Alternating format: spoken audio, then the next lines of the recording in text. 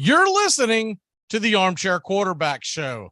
Please like and subscribe today. YouTube.com, Armchair Quarterbacks 1, home of Braves Country Baseball, Tuesday and Friday nights, along with pop-up shows, and the Armchair Quarterbacks Show, which airs live Saturday mornings. YouTube.com, Armchair Quarterbacks 1.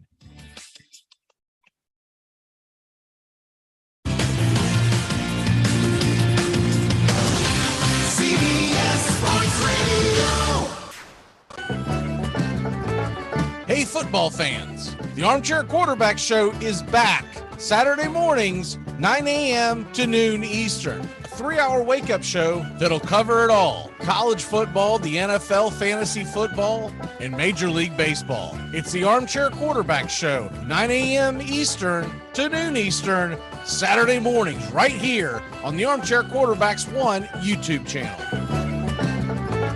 It's important to remember the value of taking time for ourselves to do the things that help us grow and explore, like learning something new. And now with the Great Courses Plus, it's never been easier to experience the joys of learning.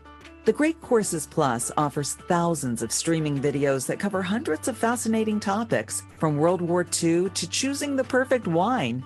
You can even take a course on the U.S. government or dealing with stress and anxiety.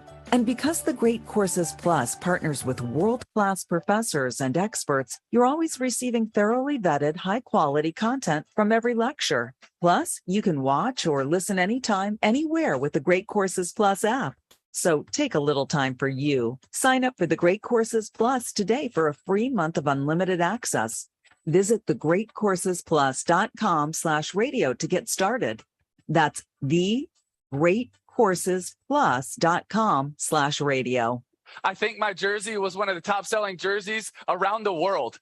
It was like Kobe, LeBron, and then I was right behind them, and I didn't make a dollar from it, but nor did I want to, because I knew going into college what it was all about. I knew going to my dream school where I wanted to go, the passion for it. And if I could support my team, support my college, support my university, that's what it's all about. But now we're changing it from us, from we, from my university, from being an alumni where I care, which makes college football and college sports special, to then, okay, it's not about us, it's not about we, it's just about me. And yes, I know we live in a selfish culture where it's all about us, but we're just adding and piling it onto that, where it changes what's special about college football. We turn it into the NFL, where who has the most money, that's where you go. That's why people are more passionate about college sports than they are about NFL. That's why the stadiums are bigger in college than they are in the NFL, because it's about your team, it's about your university, it's about where my family wanted to go. And you're taking that away so that young kids can earn $1. And that's just not where I feel like college football needs to go. Armchair. Tom has been a teacher for over 40 years. One day, I think one of the students had asked the question and he didn't remember the answer. And I also noticed that he was letting his class out earlier than they were supposed to let out. I was really starting to worry. Levi and I talked about how it would change our lives, but he was there beside me. When something feels different, it could be Alzheimer's. Now is the time to talk. Visit alz.org/ourstories to learn more. A message from the Alzheimer's Association and the Ad Council. I'm Amy Lawrence, and I'm up late, always, after hours, hanging out with you on CBS Sports Radio. Check it out, 2 a.m. Eastern, 11 p.m. Pacific. Join the Armchair Quarterback Show for its 9th season. And this year, we're doing it all in one show. Saturday mornings, 9 a.m. Eastern to noon Eastern, we'll be talking college football, the SEC, the Big Ten, other big games of the day. We'll be diving into the National Football League, focusing on the Southern football teams and all the big matchups throughout the land, and doing it while covering the point spreads, the over-unders, the prop bets, fantasy football. We'll tell you who to start and who to sit, and everybody's favorite, the stupid underdog picks. We'll cover Major League Baseball all the way through October and beyond. It's the Armchair Quarterback Show, 9 a.m. Eastern to noon Eastern, Saturday mornings on Armchair Quarterbacks 1 YouTube channel.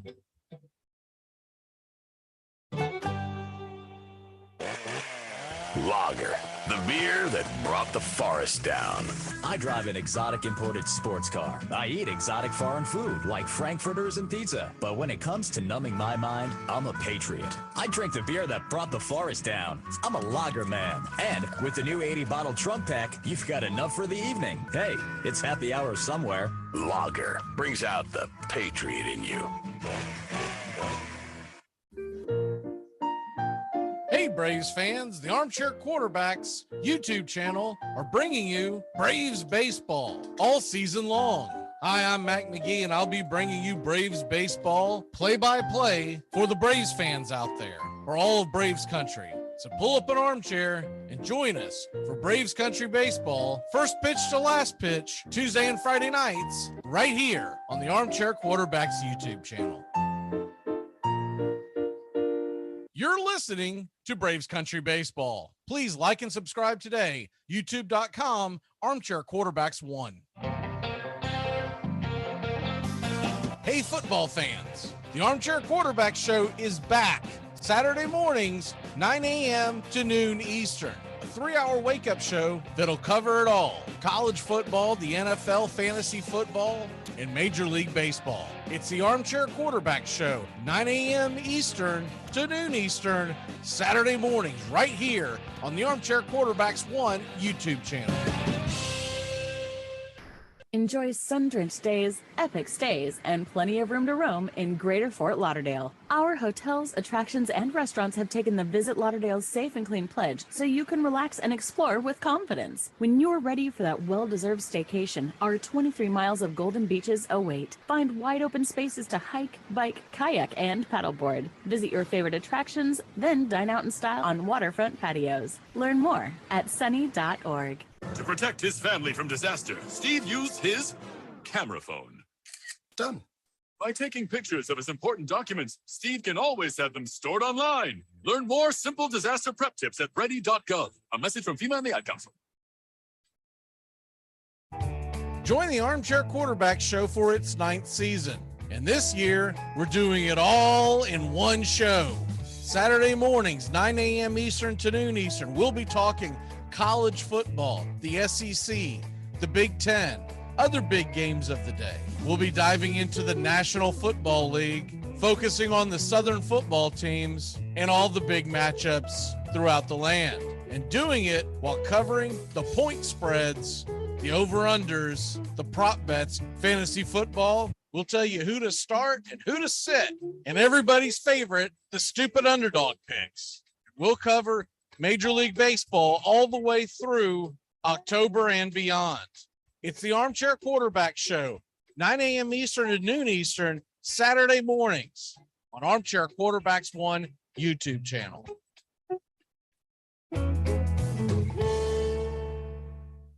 Make contact. A collective psychosis is sweeping the nation. We're in the thick of the haze craze, and Elysian is introducing an altered state of IPA.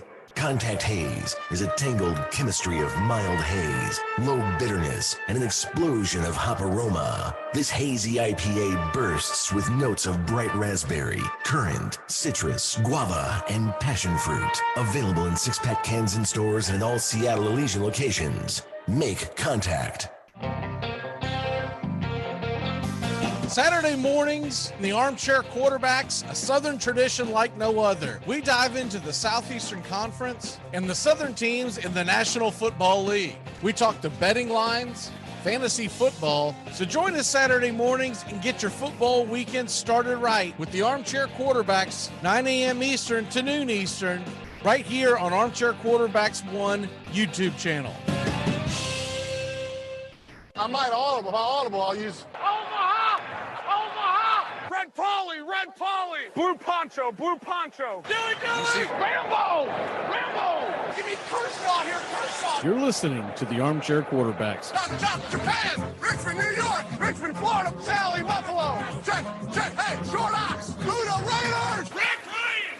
Omaha! How about? This portion of the show is being brought to you by The Best Things in Life, which are still free with minimum purchase at participating dealers. Dread running to the post office? Stamps.com brings post office and UPS services right to your computer. Send letters, ship packages, and get up to 40% off USPS and up to 62% off UPS rates. Nearly 1 million small businesses use Stamps.com to save time and money. It's a no-brainer. So skip the post office and visit Stamps.com. Hi, this is Britney Spears. What up, this Jay-Z? This is Jennifer Lopez. Armchair.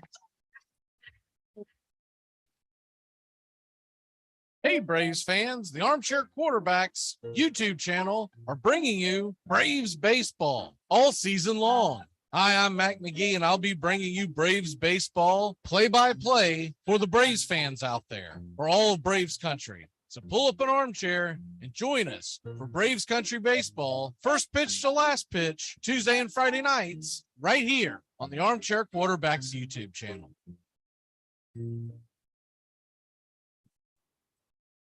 Armchair Quarterback Radio, the gunslingers of sports talk. And here's second-year quarterback Brett Favre out of Southern Mississippi by way of the Atlanta Falcons. They are hopeful he can succeed in the NFL. Here, Brett Favre, you want a challenge? Try this one. So with your best receiver out of the game, from the 35, 19 seconds left. Ball pumps, goes, touchdown! Is there a spark of life in Green Bay? Touchdown! Yes! Danny Marino! Here's Marino, wide open field, throws for a touchdown. It is number 37 on the season, breaks the all-time NFL records. Going deep and open.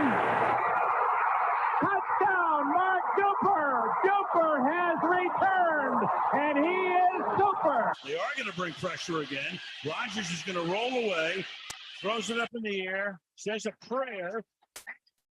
Jesus, please.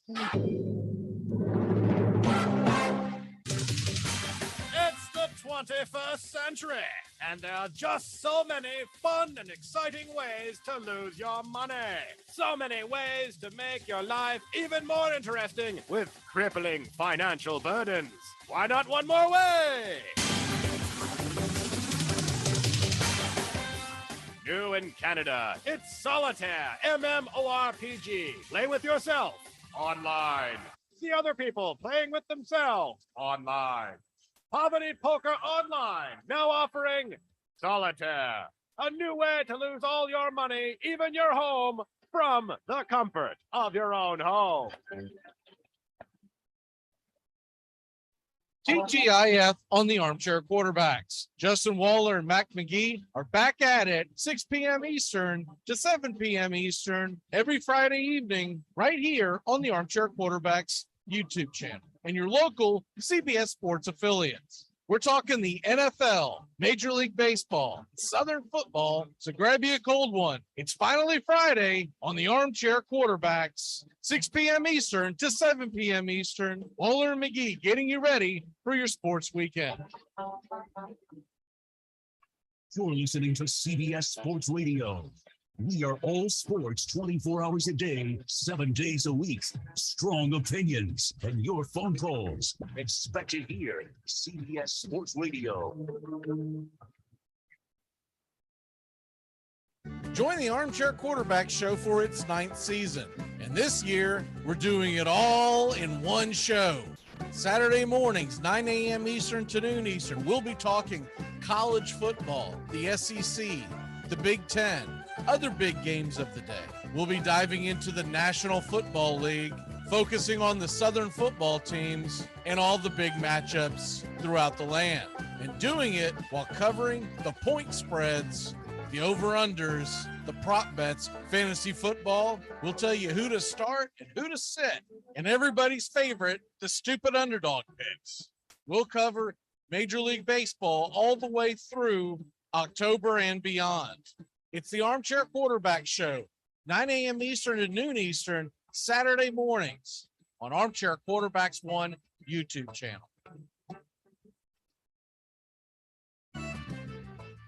Remember, if for any reason you must leave your radio, please have the man at the door stamp your ear so you can listen again later. The Armchair Quarterbacks on YouTube Live, covering the AFC South and NFC South along with the rest of the NFL. Subscribe and like us today. Your first choice for sports talk live from the First Coast.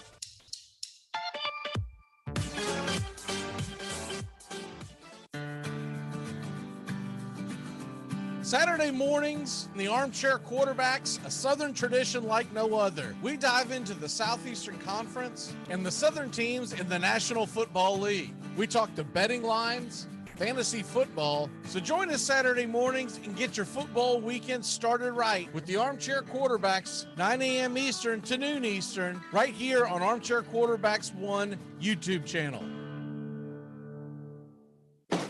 Why did you get so drunk? You got drunk.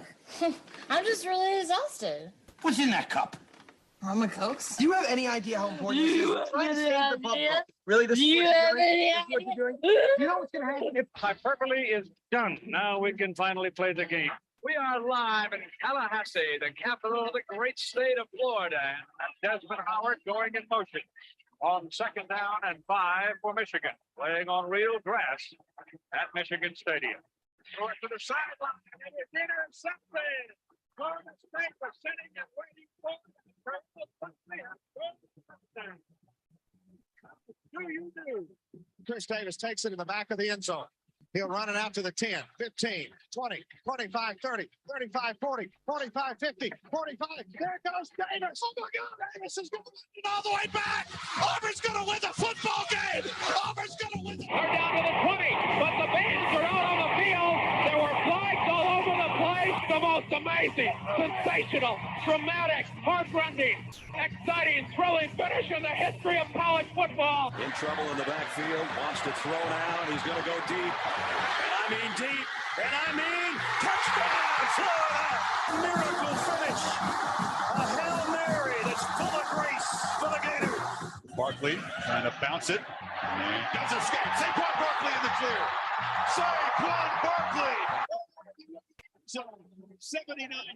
It's a 31-30 game. And what does What are they Nebraska doing? do? I have not seen the kicker come on the field, and I don't think he's coming on the field. Tom Osborne made this decision a long time ago. He's decided to go for 2 and take a shot at winning. I commend him for it.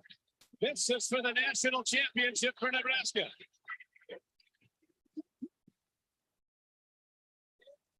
The Seminoles of Florida State.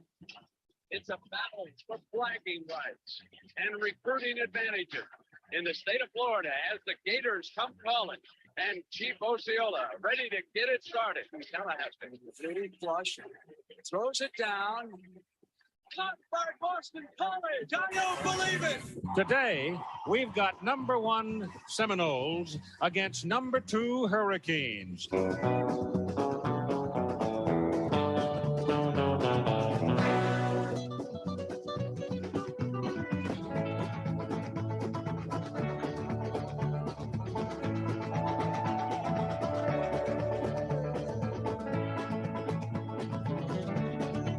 Good morning. How are you, Doug? Doing good. How you doing? I am doing well, sir. A little tired, kind of a late game last night, but Braves came out the victors, so I'll take it. As for folks that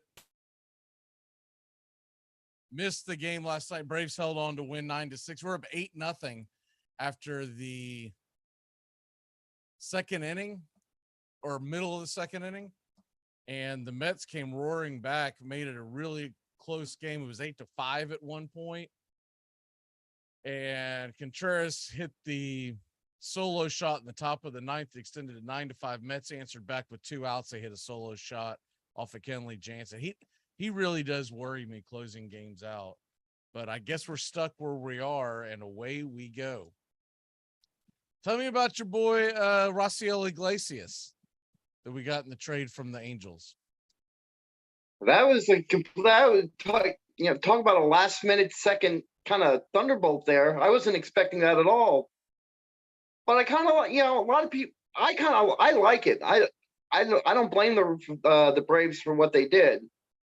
And I think it showed last night because he had a hold last night. So I think he came, I think it's fantastic. That whole trade deal that they did. The only thing the only thing that concerns me about it is that he just started a 4-year contract. And I didn't realize he's as old as he is. He's 32 years old. So look, if he pitches well, no problem. Whatever, he's getting paid what a closer should get paid, and I'm sure he'll be the closer starting next year. I don't think the Kenley Jansen experiment will have a part 2. If Jansen were to come back, it would be at a much lower rate, and I know he still thinks he's a closer. And we'll see what he does in the postseason. He might ramp things up, but he just tends to.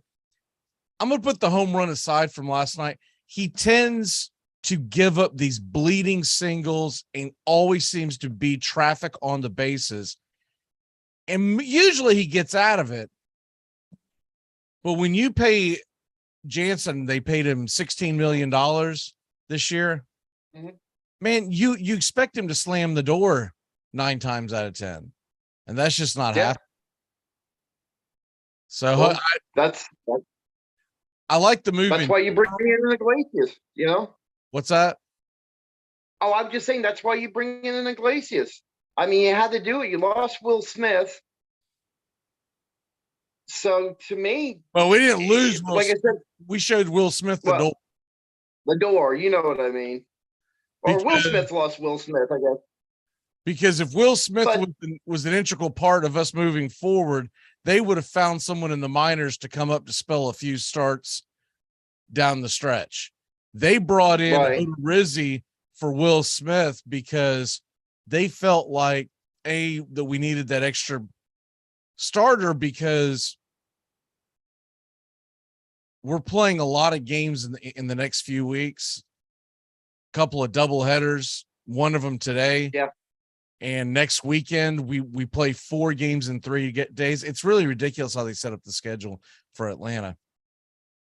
So that's got something to do with it. And the other thing, the other glaring issue is Ian Anderson and what he has not done. Oh, tell me about it. Man, he was an absolutely abysmal last night again. And in one league, I had both Taijuan Walker and Ian Anderson going my fantasy baseball. No shot in hell of any of that. Man. That was absolutely putrid. But Ian Anderson, I'm not going to give up on the guy because he was so good for us last year, especially in October. And if he can recapture it, and he shows glimmers of it, but what's killing him right now is he is not finding the plate, and then he gets behind in the count, and then he's got to throw a tater, and away we go. Yep. When they get on the other side of all these double headers, I think it's time for an old-fashioned phantom IL stint for Ian Anderson. Send him down there for a few weeks and bring him back in September and see if he's getting some. The thing is, you're running out of time to be able to go down and send a guy down there to get some practice starts. I think the season for minor league baseball ends very soon. I know their playoffs will begin, but you're not guaranteed any games in that situation. But I think it's time to send Ian Anderson down. I mean, man, it's just absolutely awful. I know they'll give him another start. They'll probably give him some extra days off. They'll probably wait till next weekend when we have the double headers going. But Ian Anderson, man, my God, it's just been absolutely abysmal. And it's been a misery to watch. And I don't usually, in fantasy leagues and stuff, I don't usually have, you take the lion's share of Braves pitchers, but I took Ian Anderson this year, and I've been following him, and it's just been misery to watch. Like you said, you have Anderson. Can't reach the. I have him in one. I have him in I think the trophy league, and I've been following him. My condolences. He's awful. He's been awful. Yeah. He's not. It's been a shame to watch. In the dynasty league, I keep hoping they send him down so I can NA him and still hold on to him. But man, at this point, I don't know. Yeah. I'll tell you what, if the playoffs were starting for us in fantasy baseball, I'd kick him off the roster today. Yep. Yep. Don't think I'm not tempted to. Oh, in the trophy league, I definitely kick him off the roster because he's just been putrid. I mean, maybe even one more start. You're sitting pretty, aren't you, as far as making the playoffs? Yeah, that's that's a given. Maybe if you're hard headed, give him one more start. But in general, I don't. It's a little different in the in our dynasty league because I don't want to give him up and then all of a sudden he turns around and then I'm pissed off because he's becomes Ian Anderson again. But in our trophy league where it's one and done and there's no keepers, it's almost impossible to ride it. I don't have him in any of my other leagues. The only one I have him in is that dynasty league, and I've just been hard headed because he's a Brave and I got to hang in there with him. But comes a time, I mean, I'm about ready to cut Ozuna loose. I just didn't want to burn any pickups, but Ozuna's about done with me, man. I can't continue to harbor a fugitive. And he is stealing games from us or points from us. He's been absolutely awful. I mean, at this point, he's an automatic out. I try to keep positive during the play-by-play broadcast. Sometimes I know it creeps through because I get frustrated. And I don't have that second person in the booth with me to kind of let them talk for a minute, let me get my emotions together. So, but he has been absolutely god awful. He's an automatic out. I saw that. I don't know if you saw this or not, but there was a report that came out, very interesting report, that the Braves tried like hell to move him at the trade deadline, but the problem was nobody wanted him. Yeah.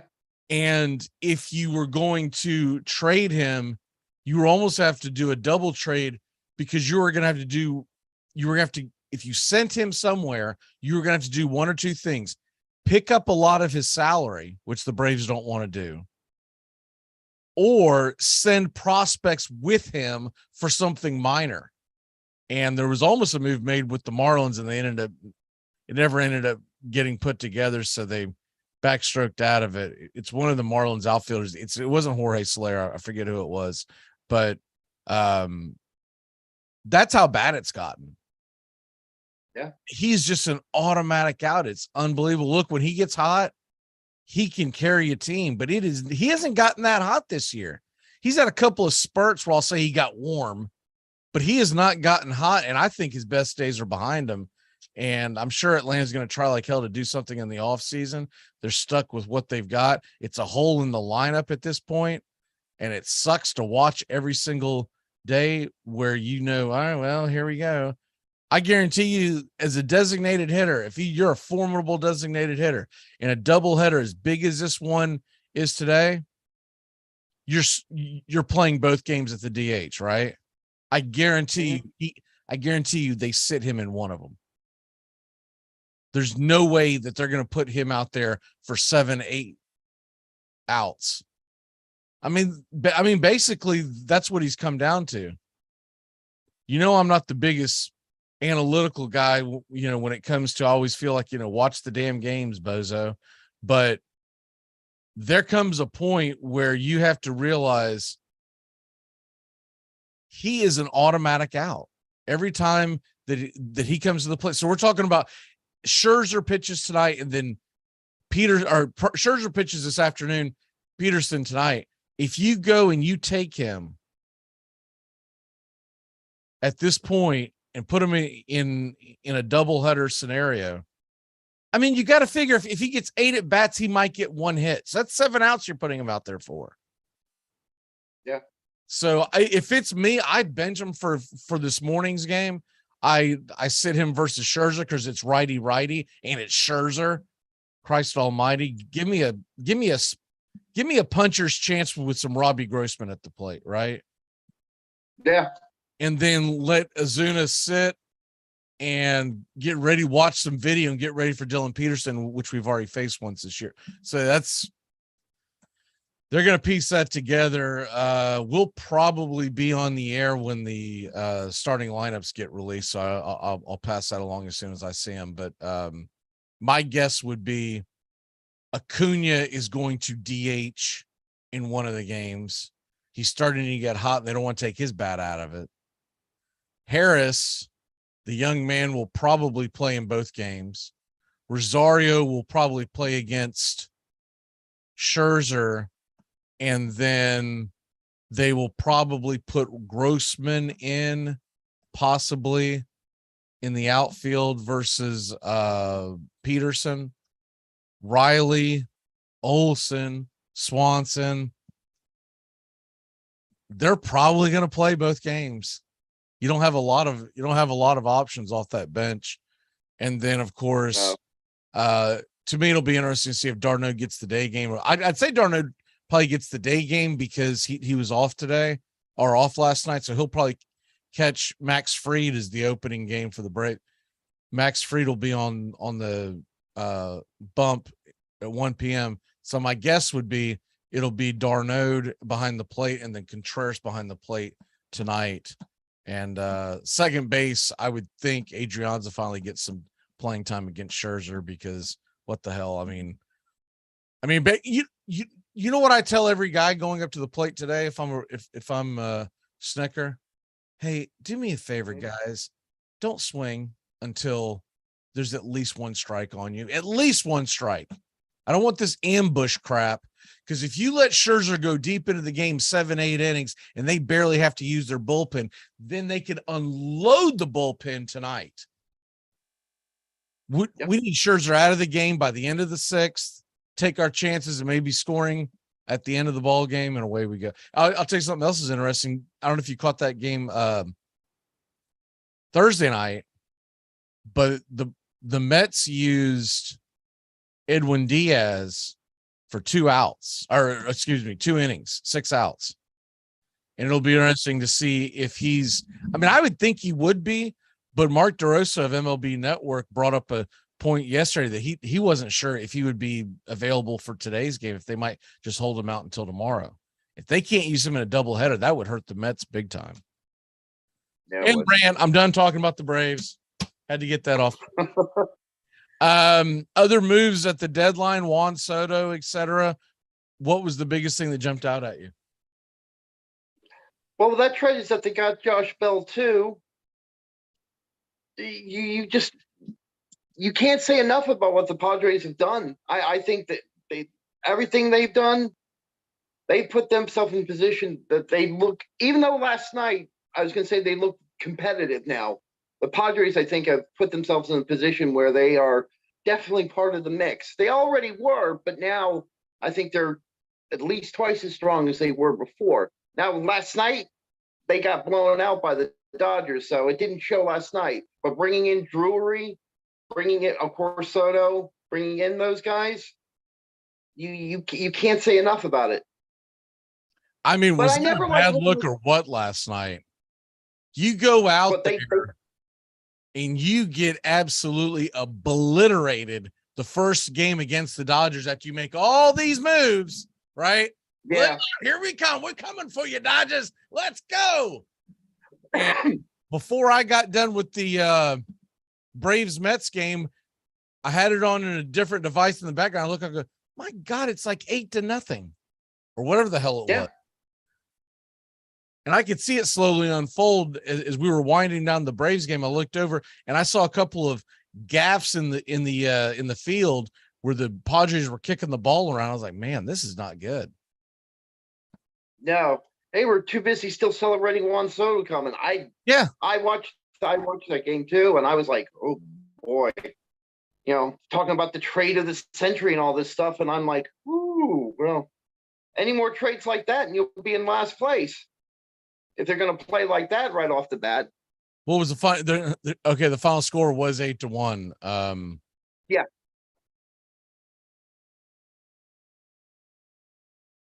I don't know if that Iglesias trade was to free up money so that they could lock up Shohei Ohtani or not, but I think they're going to put a pretty aggressive deal on the table for Ohtani in the off season. Yeah. And if he doesn't bite, it'll be the same thing with with Soto.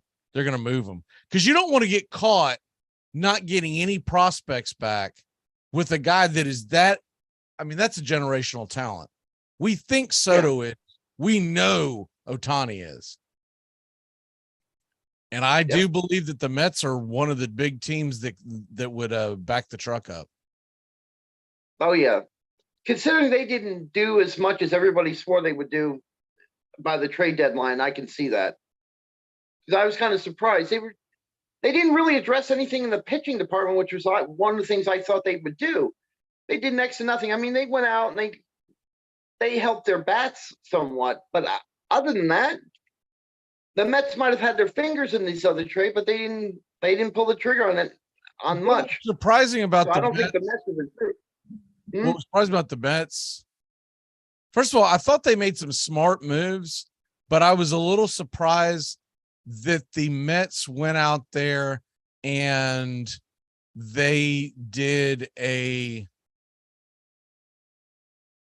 didn't do big things like you expected. They made smart moves. They went out and made platoon style type moves. And I don't think that's what the Mets fan base was looking for. They wanted, look, I never thought Soto had a chance of going there because you're not trading Soto in your division. When Braves fans chirp on and say, hey, come on, let's go. Let's go.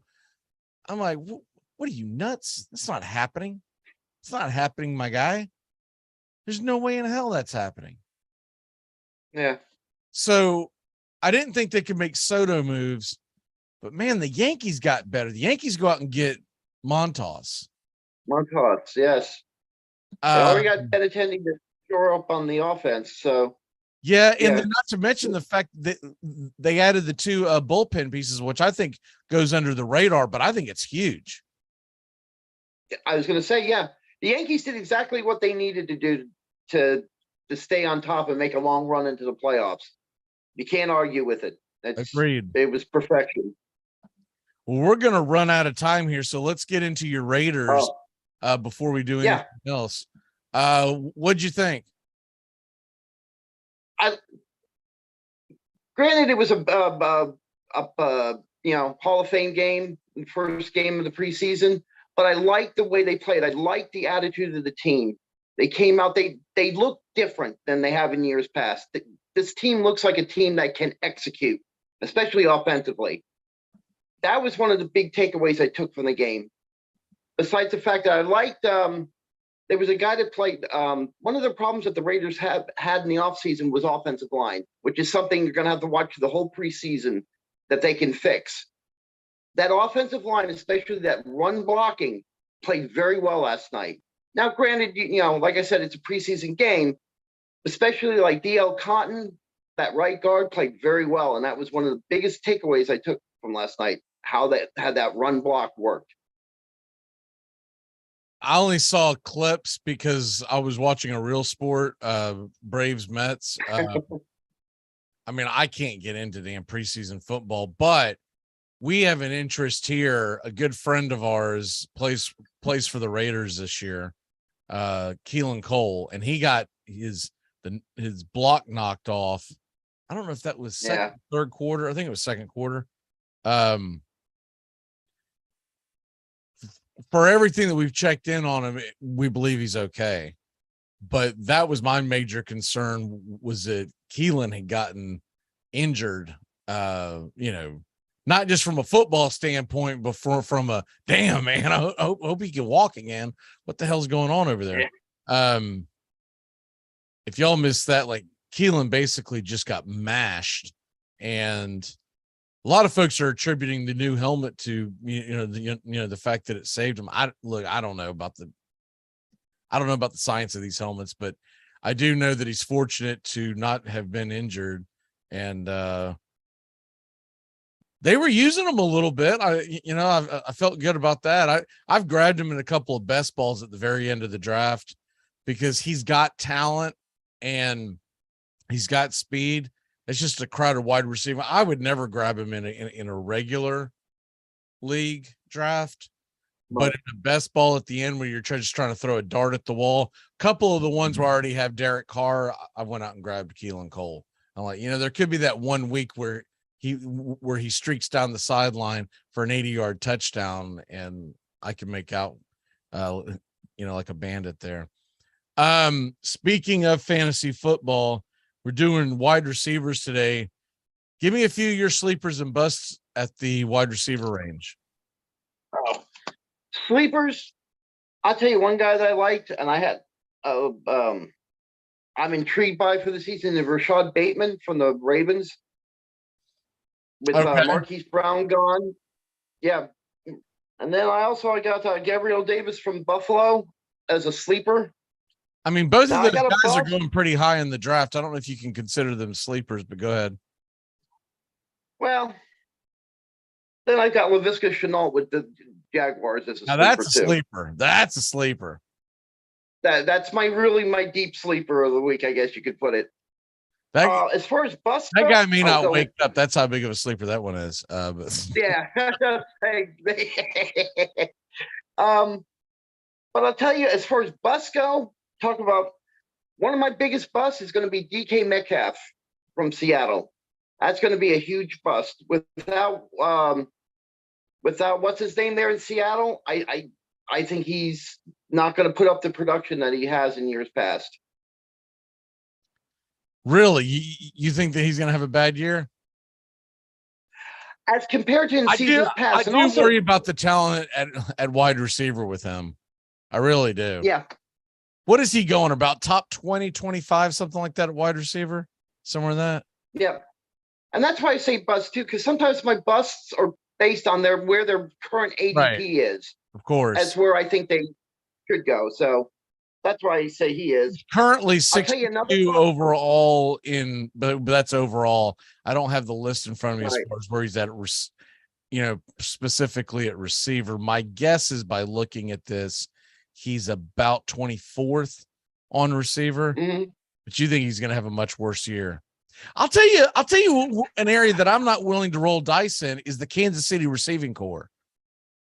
Because I don't have a strong feeling on who the hell the number one is going to be. I know a lot of people are betting it on being Juju Smith-Schuster, but man, he's had a bad couple of years. Yeah, there's no telling with them. I'm not going to touch any of the receivers. A young kid like Sky Moore, or will he lean on someone that he knows, like McCole Hardman? I do not have a strong feeling. The only way I go out there and start drafting wide receivers from Kansas City is if I got Mahomes and I'm hoping something sticks on the wall. Mm-hmm. Yeah, I agree there. And I say one of my other busts real quick is, and people are going to draft him. I know they are, but Adam Thielen from Minnesota, he's going to be I think he's going to be garbage this year. Really? Yeah. You don't like Adam? I do not like Adam. What are your thoughts on Jalen Waddle getting enough targets with Tyreek Hill being there as well and Tua being the quarterback? That whole thing is based on the fact that I think you could easily see as compared to like last season. And I thought J.D. Waddle was kind of a fake as far as how he played last year. I know he put up 104 catches for 1,100 yards. But if you look at his deeper into his stats, I mean, he's 8th in catches, but he's like 25th in yards and 25th in yards per catch. So that I thought the numbers were kind of fake. And if you think he's going to improve on that with Tyreek Hill here, you're deluding yourself. So I would stay. Look, I would might even stay away from Tyreek Hill as well. I could easily put them both in both categories. I have a hard time thinking that Hill's not going to do anything. I do think he might be being drafted a little high, but I have a hard time believing that he just wouldn't do anything. Right? Like, I mean, because that's compared to years past. Yeah. What's that? Oh, I was just saying, in comparison to what he did in Kansas City, I don't think he's going to put up those kind of numbers again. No, because I mean, he's going to find out quickly that no matter what he says, he doesn't have the level of quarterback in Miami that he had at Kansas City. We are coming up on time. Exactly. What is the walk-off for the day, sir? I'll just walk off, going back to the Raiders game. Finally, I've made a deal out of it before, but thank God Cliff Branch is in the Hall of Fame. That's my takeaway this weekend. You know, I know I'm in Jacksonville, and I know I might get some hate on this. I still don't think Baselli belongs. His career wasn't long enough. And to be honest, he's got kind of a reputation around town of being kind of an ass. So, you know, I don't really care if I don't care if he likes it or not. I don't blame you. I agree with you. The one that I'm most excited about is Leroy Butler. He's a Jacksonville guy, meaning he's from Jacksonville, and Florida State guy, played for the Packers, and I'm glad to see him get in there. Leroy Butler, to me, will always be the guy that streaked down the sidelines against Clemson on the punt rooski. All right, brother, we will see you next week. Great job. And who are the Raiders playing this coming week? Do you know? I think they're playing San Diego. Okay. I believe. Well, maybe we'll have that to discuss depending on if it's a Thursday or Friday night game. All right, brother, we'll see you. All righty, we'll see you. Joining us here in a second is Joey and Tones Areola. We'll be back at a flash on the Armchair Quarterbacks. This portion of the show is being brought to you by Ed's Almost Good Beer. Remember, Ed's Almost Good Beer was brewed in God's country when God wasn't looking. Hey, football fans, the Armchair Quarterback Show is back Saturday mornings, 9 a.m. to noon Eastern. A 3-hour wake-up show that'll cover it all. College football, the NFL, fantasy football, and Major League Baseball. It's the Armchair Quarterback Show, 9 a.m. Eastern to noon Eastern, Saturday mornings, right here on the Armchair Quarterbacks 1 YouTube channel. Hey, Jacksonville, winter is the perfect time to start planning for your healthy, pest-free spring lawn with True Green, America's #1 lawn care company. True Green's science-based approach and local expertise will help give your lawn the year-round care it needs to be thick and weed-free. Go to truegreen.com/radio to save 50% on your first service. Just call 866-946-5956 or go to truegreen.com/radio today and get a lawn to be proud of. Hey, Braves fans, the Armchair Quarterbacks YouTube channel are bringing you Braves baseball all season long.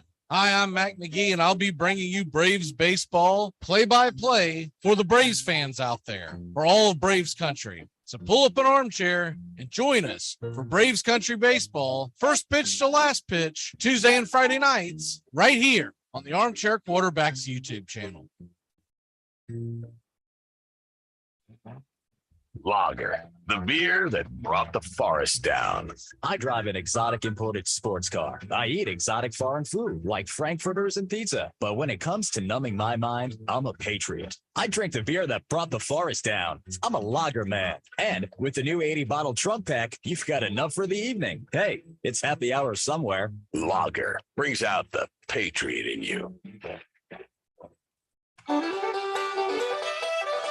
Join the Armchair Quarterback Show for its 9th season. And this year, we're doing it all in one show.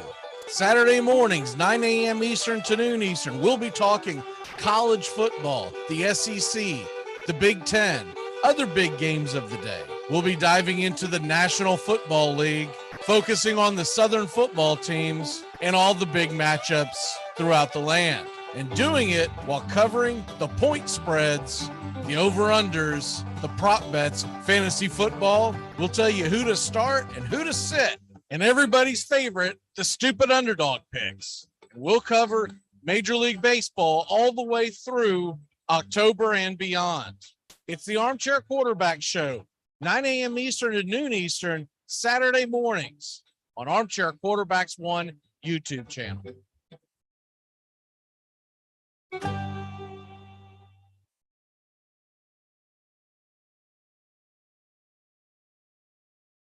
Kinda stuck between a rock and a hard place. Do I work hard or live at my pace? You're only young once, living life is doing lots of cocaine. Wait, no, it's living with no shame. Wait, no, it's sleeping in on Sundays. Living life every day, late at night, not okay. Welcome back here to the Armchair Quarterback Show, CBS Radio and YouTube Live. If you want to watch the show and you're riding around in your car and you decide you want to put yourself in harm's way, pull up the YouTube app and youtube.com Armchair Quarterbacks 1. If not, drive safely. Welcoming on to the show is Joey Antone's Areola, and man, the backdrops here today are struggling. We'll start with I got to start with Joey seeing solo cups in the background. Joey, how are you this morning? Yeah, still setting up the new place here, getting together slowly but surely. We got a lot of good memorabilia up. Hopefully the Bulls background will be next for me next week. But yeah, no, it's a good day. It's my 30th today. So happy birthday, sir. I had that jotted down. I saw your comment. Happy birthday. Did you freeze up? Looks like he might have froze up. He only made it to 30, man, and that was it. Jones, how are you? I'm good. Now that he's bouncing off after 30, I'm good. Trying to talk MLB, NFL, the whole dang thing. We got a lot of sports right around the corner, so we're ready to rock and roll. What do we have hanging next to you? I got a Cubs W flag. I'm working on arrangements still, and then I got a Buccaneers flag in the back. It's only for season ticket holders, but my buddy had a couple from over the years, so he gave me one. And then I'm sure it looks good if you were sitting in front of them. They're kind of off to the side there, so I know I got to readjust. And then in the way back, I got all the cheerleaders and their signatures, and Darrelle Revis throwing out the first pitch at a Rays game. Spank Division heard. Am I back here? Yeah, Joey's back. He's all right. What better way to start the 30th by freezing up with the Armchair Quarterbacks? Love y'all. What do you got planned for your 30th tonight, sir? Oh, we're going to have some people over here. That's why everything's not quite set up yet. I don't want a bunch of people coming into the crib, just bonking around, breaking some things. But we're going to have a good time today. We're going to have some cold sodas, enjoy baseball, and a little bit of UFC. So it's going to be a good day. And as I was trying to say, I'm glad to start it here, talking some sports, get the blood flowing early. You're going to be watching UFC on your 30th birthday, and you want us to believe that you're having cold sodas. Well, I'm not. Probably by the time that's on, it's going to be more background than anything else. I don't plan on remembering too many of the fights. I was about to say, the only fight you're going to remember is, do you have a roommate? Yes, I do. When you get in with your roommate. Go a little WWE on him. Clean up after yourself. Yeah, that is a true statement that he could take in. It always is. It always is. It's always the other guy that's the slob, right? It's never me. Never. Never. Come on. Man. The first apartment I lived in when I was 18, I had 3 roommates, and someone was always mad at somebody, and it was like the designated flop house. Everyone partied over there, so there was always a couple people crashing on the couch, so everyone was always pissed off at everyone. And it was always like the guy flopping on your couch who had the most to say about the whole situation, right? Like, you don't live here. Just get the hell out of my house. Get out of here. You've been sleeping forever. We had a damn keg party one night and had a bunch of people over there. And one of the girls, I don't even remember what she got me involved in, but one of the girls that was dating one of my friends, she had some issue with some guy that showed up. I don't even remember what the hell it was. So the girl that I was hanging out with, I was dressed fairly nice for the occasion for a keg party. I'm in the back room changing out of my nicer clothes because I know I'm about to throw down. And in the middle of that, while I'm in the middle of the changing, 2 more idiots come in with 2 more situations that they want me to fight 2 more other. I'm like, yeah, I can't even focus. Can I get a number over here? Like, who am I punching first? That's what I need to know. Did you charge by the hour? it was, I was at that age where everyone's guarding. It is what it is. But I got more fights when I was younger that had nothing to do with me. It was always, you did this to someone I was friends with. Let's go. You were cleaning up the scraps quite nicely. Yeah, I was a sucker. I was an idiot. Aren't we all? But anyways, we move on. Yes. And today we've got let's before we go any further, let's go ahead and hit up baseball talk real quick. All the stuff that went down at the trade deadline. Kind of curious to hear from y'all your big takes. So, you got the Padres. I sent y'all the teams I think that there are interests. So Padres, Yankees, Braves, Astros, Mets, Dodgers. Tones, I'll start with you, and you grab whoever you want to start to talk about first. Curious to see everyone's reactions to these trades. What say you? Yeah, I was pretty interested to see, and we talked about it a little bit last week. I did say on the show last week that I think Juan Soto would be headed to San Diego, and that seemed to hold true. I'm amazed at what the Padres did. The amount of people they got. They made big trades for Hader, for Soto. They got Bell in that deal. They got Brandon Drury. The star power the Padres brought in, not only was it much needed to keep up with the likes of the Dodgers, Braves, and Mets, but it's very San Diego. Like we've seen it time and time again from them before. Now, the only thing is it didn't work last night as they got absolutely trounced by the Dodgers. But other than that, these moves should help him try and keep pace with a very stacked, top-heavy NL with the teams we just mentioned. And, anytime you could get not only one of the best hitters in the game at the deadline, but one of the best relievers in the game at the deadline. I know Hader had a mini blow up in the beginning of July, but still so effective on the mound. And then a guy like Brandon Drury and Josh Bell is quote unquote throw-ins. I think they had the deadline of a lifetime in San Diego. Yeah, I think my biggest question of that whole thing is, did the Padres have any prospects worth a damn left in their entire organization?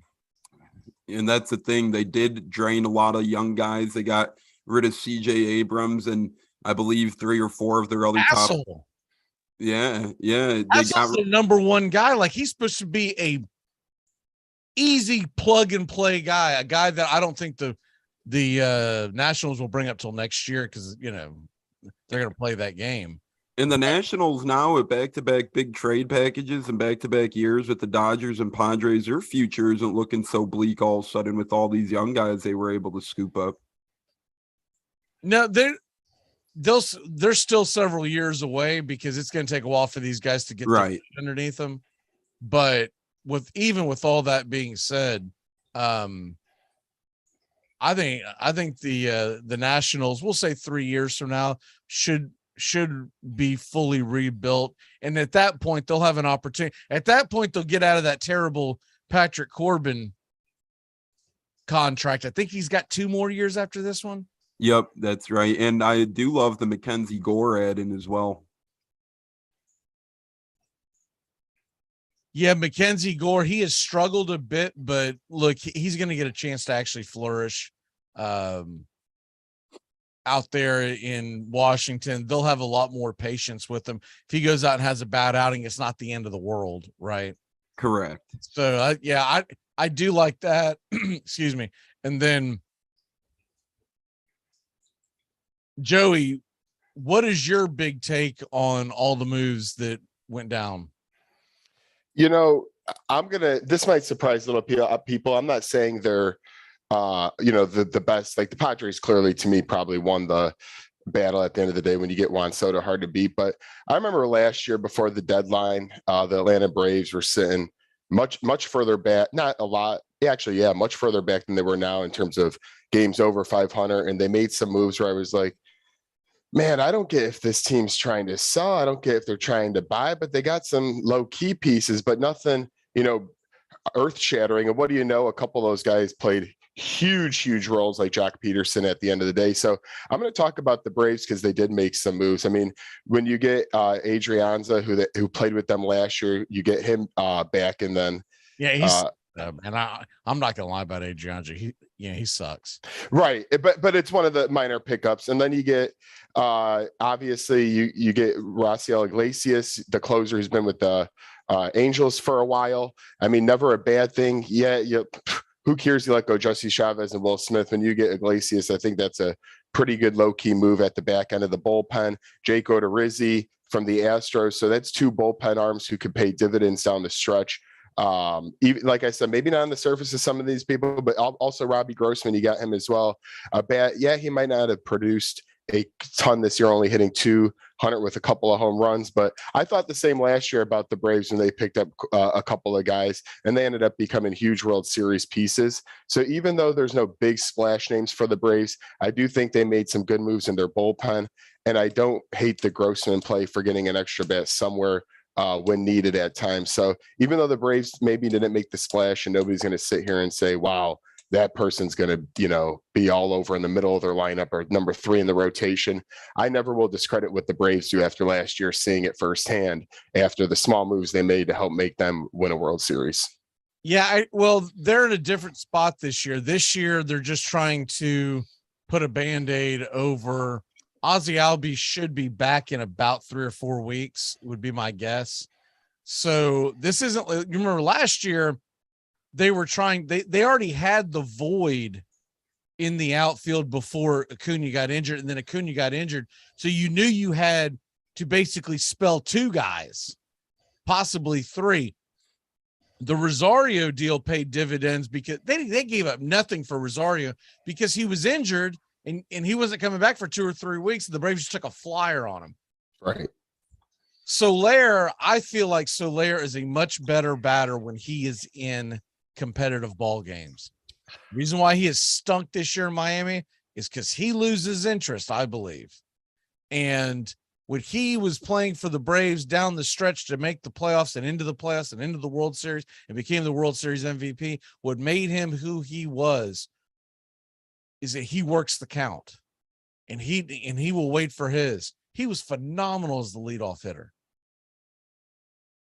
Now what Atlanta's trying to do is they're trying to plug and play pieces for guys when their other guys need a day off, or Grossman is strictly a platoon piece. He's only going to get starts against lefties, so I do expect him tonight to get the start against Peterson. You look at his splits as a right-handed batter, they're phenomenal. They're off the chart. His left-handed splits are terrible. So that's what they're looking at. They're also looking at the fact that last year he hit 23 home runs. This year I think he's got 2. So they're hoping to catch lightning in a bottle there, and they didn't give much up to get him. The 2 biggest things that I'm excited about is Odorizzi. He should be a solid piece.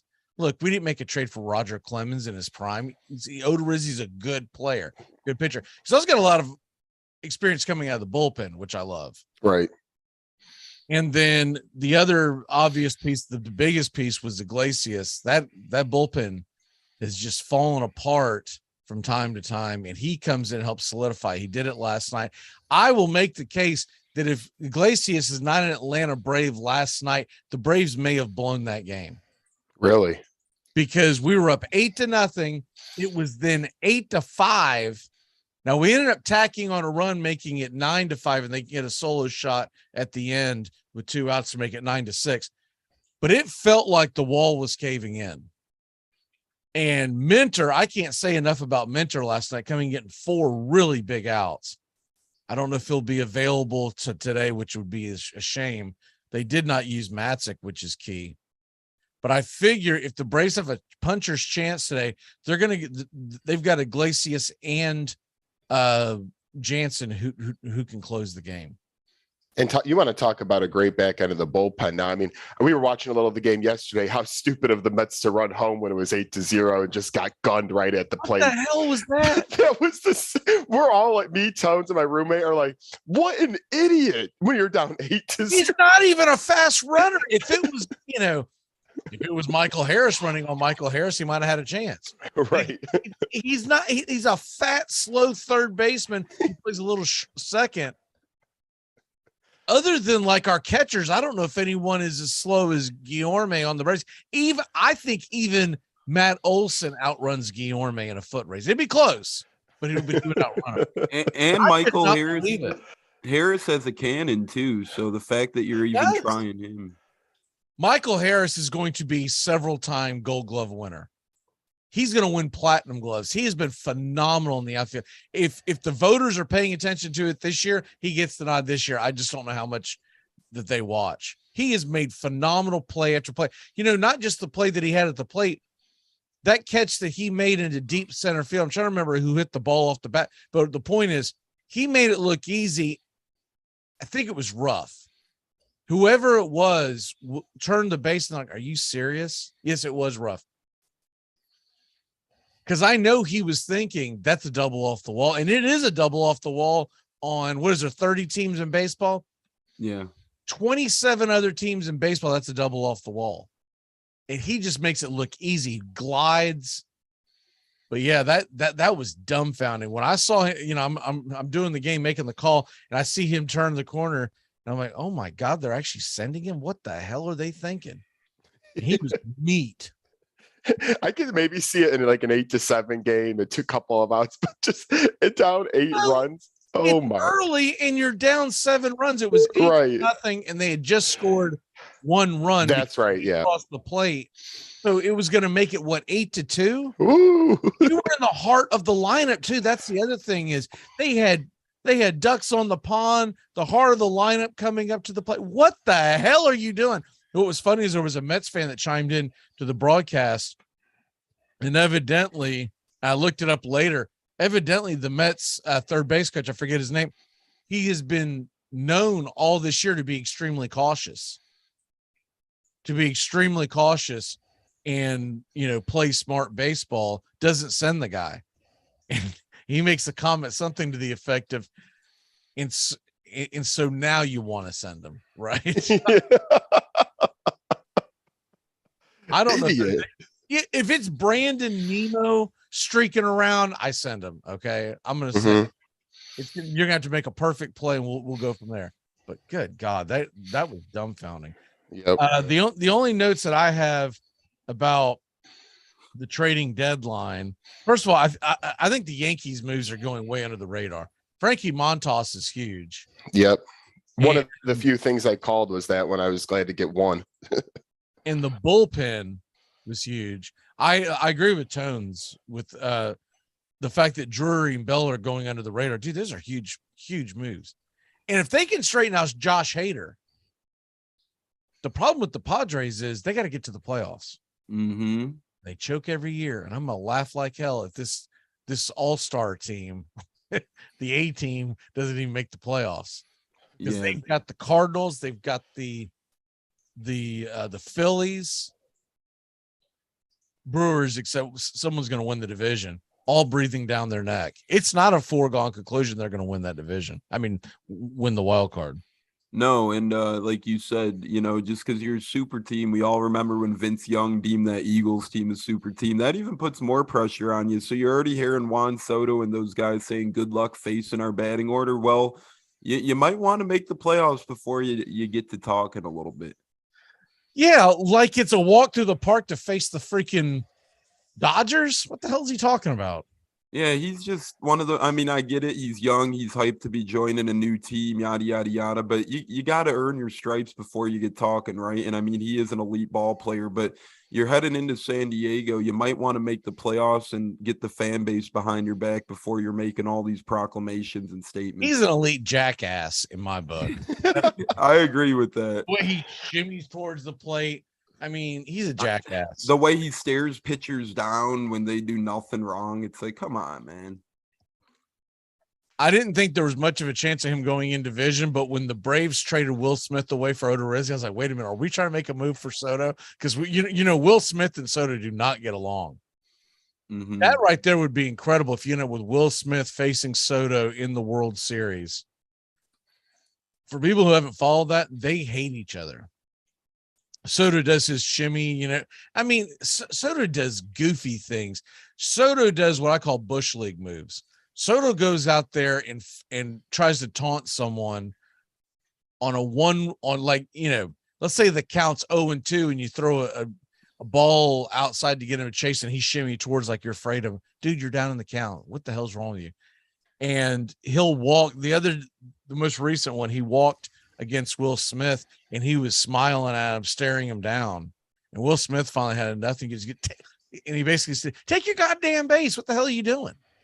Yeah, I remember that. And it's happened a few times with Soto. Soto's always trying. The funny thing is, Soto. Yeah, one thing I've noticed: Soto will smile and walk up. He never bucks up because he knows one thing, and I know one thing. Will Smith will beat his ass, man. Yeah. That is a cock strong country boy right there, man. He will throw him through a plate glass window without even blinking. The other thing is that I think is going under the radar. First of all, I really do think the Mets made good, smart moves. They put good platoon moves in, but the Houston Astros got better, and it was by little things because they're such a good team. First of all, McCullers is coming off the IL very shortly. Huge. So yeah, the huge. But then the other thing is they added guys like Trey Mancini, and no one's talking about that. You know, the reason why they could trade Odorizzi is because McCullers is on his way back, and they're hoping to straighten out Will Smith. He pitched a clean inning the other night, but I did hear that he gave up a home run in his first outing, his first time out on Wednesday. I didn't see that one. I saw the one on Thursday where he had a clean inning. I forget who they were playing, but anyways, I was like, well, you know, and I wish Will Smith well. He was phenomenal for Braves. He will always be in Braves lore. It's like at the end where Mark Wohlers fell apart, you still got to love Mark Wohlers because of what he did for the 95 championship team. Right. But my biggest thing that comes with, the Dodgers did nothing. Yep. And I was, what, Joey Gallo? That's your answer?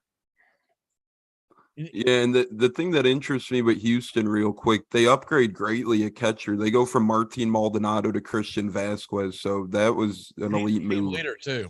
Yep. They made some smart moves and did not give. Now look, they don't have the farm system that they've had, but they did not give up a whole lot in these moves. No, they gave They're up. hoping to straighten out Will Smith, giving them a formidable lefty out of the bullpen. And they had Odorizzi they know when the playoffs come, Odorizzi's not coming out and starting a game. So at most he's like a long relief guy. And it's always fun to see these guys too, right? You brought up Mancini, Drury, Tones brought up earlier. Both of them hit home runs in their first at bat. I love when players change teams and you see the instant success right away. I just love when people move around and then boom, home run. So a lot going to be happening down the stretch. We don't have time to get into a lot of it, but if I'm a Baltimore Orioles fan, I'm pretty pissed off. Agreed. I'm mad. I tweeted that day.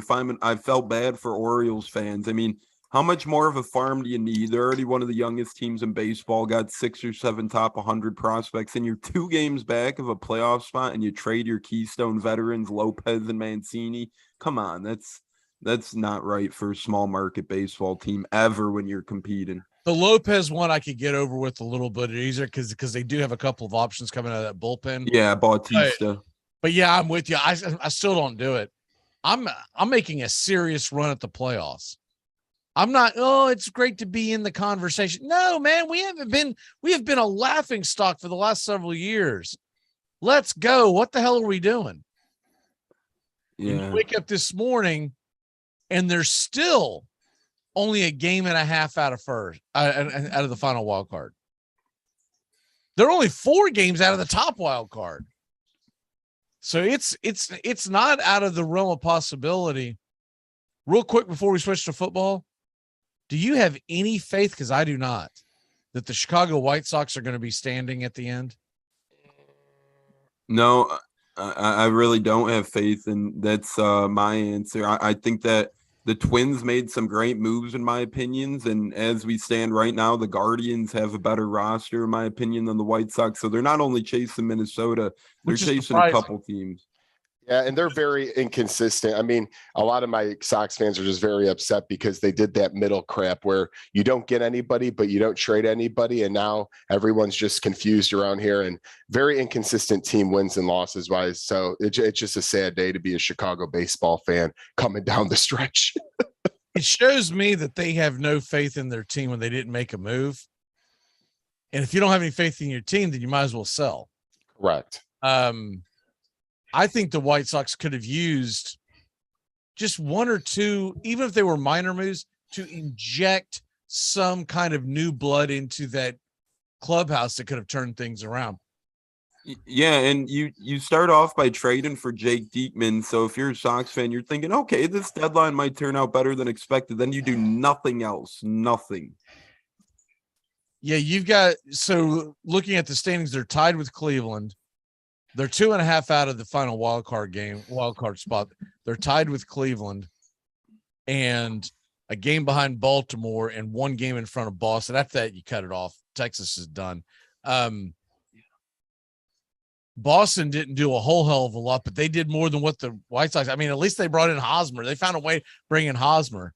And I never doubt the Boston Red Sox ever, because there's something that goes on in that city, in that community, where they get galvanized. And if they get on a streak, win 4 or 5 games, next thing you know, the whole city believes that they're going to win the World Series, and it becomes an avalanche. So I never doubt them. Boston, I think, will be standing in the end to find some way. If they're not in the playoffs, they're in that final weekend. Yep. They're chasing it down. I have a hard time picking who's not going to make the playoffs in the American League, because I've been impressed with Toronto. My heart's with Tampa, but I've been impressed with Seattle. I've been impressed with Baltimore, Cleveland, Boston. Honestly, Tampa Bay is the one team that I'm just kind of like, ugh. You know, you didn't do anything and you don't really have anything going on, and you keep trying to paste. I mean, can the average Joe name 2 starting pitchers on the Tampa Bay Rays? My name is Joe, and it'll probably take me a little while. The thing is, they have so many guys on the injured list. Their motto is they keep waiting for them to come back. Well, it's already nearing mid-August now. You don't have too much time left. Before it's too late, you need guys like Wander Franco and, those types. Shane Baz would have been nice. He's out for a while, but Tyler Glasnow might be heading back in September. You got names potentially coming back, but they're just so injured, and it's one of those things where you try and make moves. They got a David Peralta, but is that enough to put him over the top? Unless they get. By the way, can I get some Walter Payton love today from you Chicago kid? Yeah, sweetness. Woo! Now that you notice it, I should have said that a lot sooner. Shame on us, but always miss and love the great Walter Payton. We're not far from football. Let's take a really quick break. When we come back, we're going to flip the script, go to football.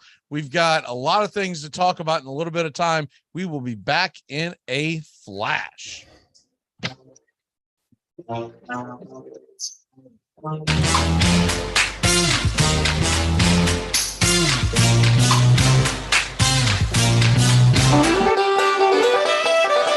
Join the Armchair Quarterback Show for its 9th season. And this year, we're doing it all in one show. Saturday mornings, 9 a.m. Eastern to noon Eastern, we'll be talking college football, the SEC, the Big Ten, other big games of the day. We'll be diving into the National Football League, focusing on the Southern football teams and all the big matchups throughout the land. And doing it while covering the point spreads, the over-unders, the prop bets, fantasy football. We'll tell you who to start and who to sit. And everybody's favorite, the stupid underdog picks. We'll cover Major League Baseball all the way through October and beyond. It's the Armchair Quarterback Show, 9 a.m. Eastern to noon Eastern, Saturday mornings on Armchair Quarterbacks 1 YouTube channel.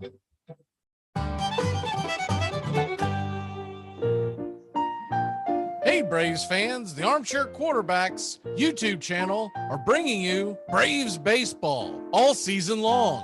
Hi, I'm Mac McGee, and I'll be bringing you Braves baseball play-by-play for the Braves fans out there, for all of Braves country. So pull up an armchair and join us for Braves Country Baseball, first pitch to last pitch, Tuesday and Friday nights, right here on the Armchair Quarterbacks YouTube channel.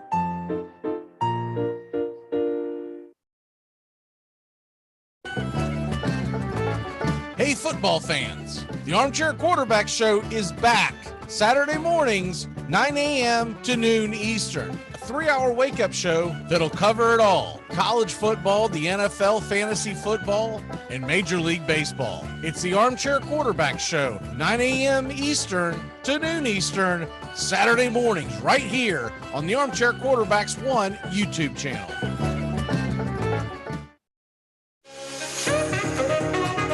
The Armchair Quarterbacks on YouTube Live. We're talking SEC and ACC, college baseball, and college softball, all the way through spring and summer until we have a champion. Subscribe and like us today. Your first choice for sports talk live from the First Coast.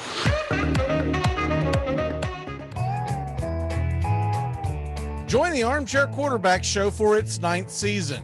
And this year, we're doing it all in one show. Saturday mornings, 9 a.m. Eastern to noon Eastern, we'll be talking college football, the SEC, the Big Ten, other big games of the day. We'll be diving into the National Football League, focusing on the Southern football teams and all the big matchups throughout the land, and doing it while covering the point spreads, the over-unders, the prop bets, fantasy football. We'll tell you who to start and who to sit.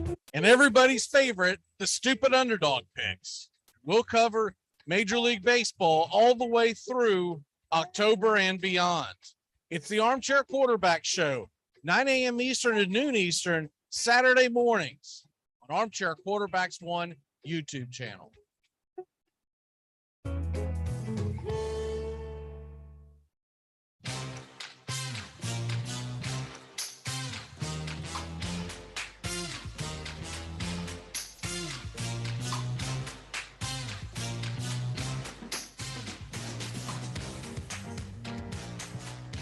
Welcome back to the Armchair Quarterbacks.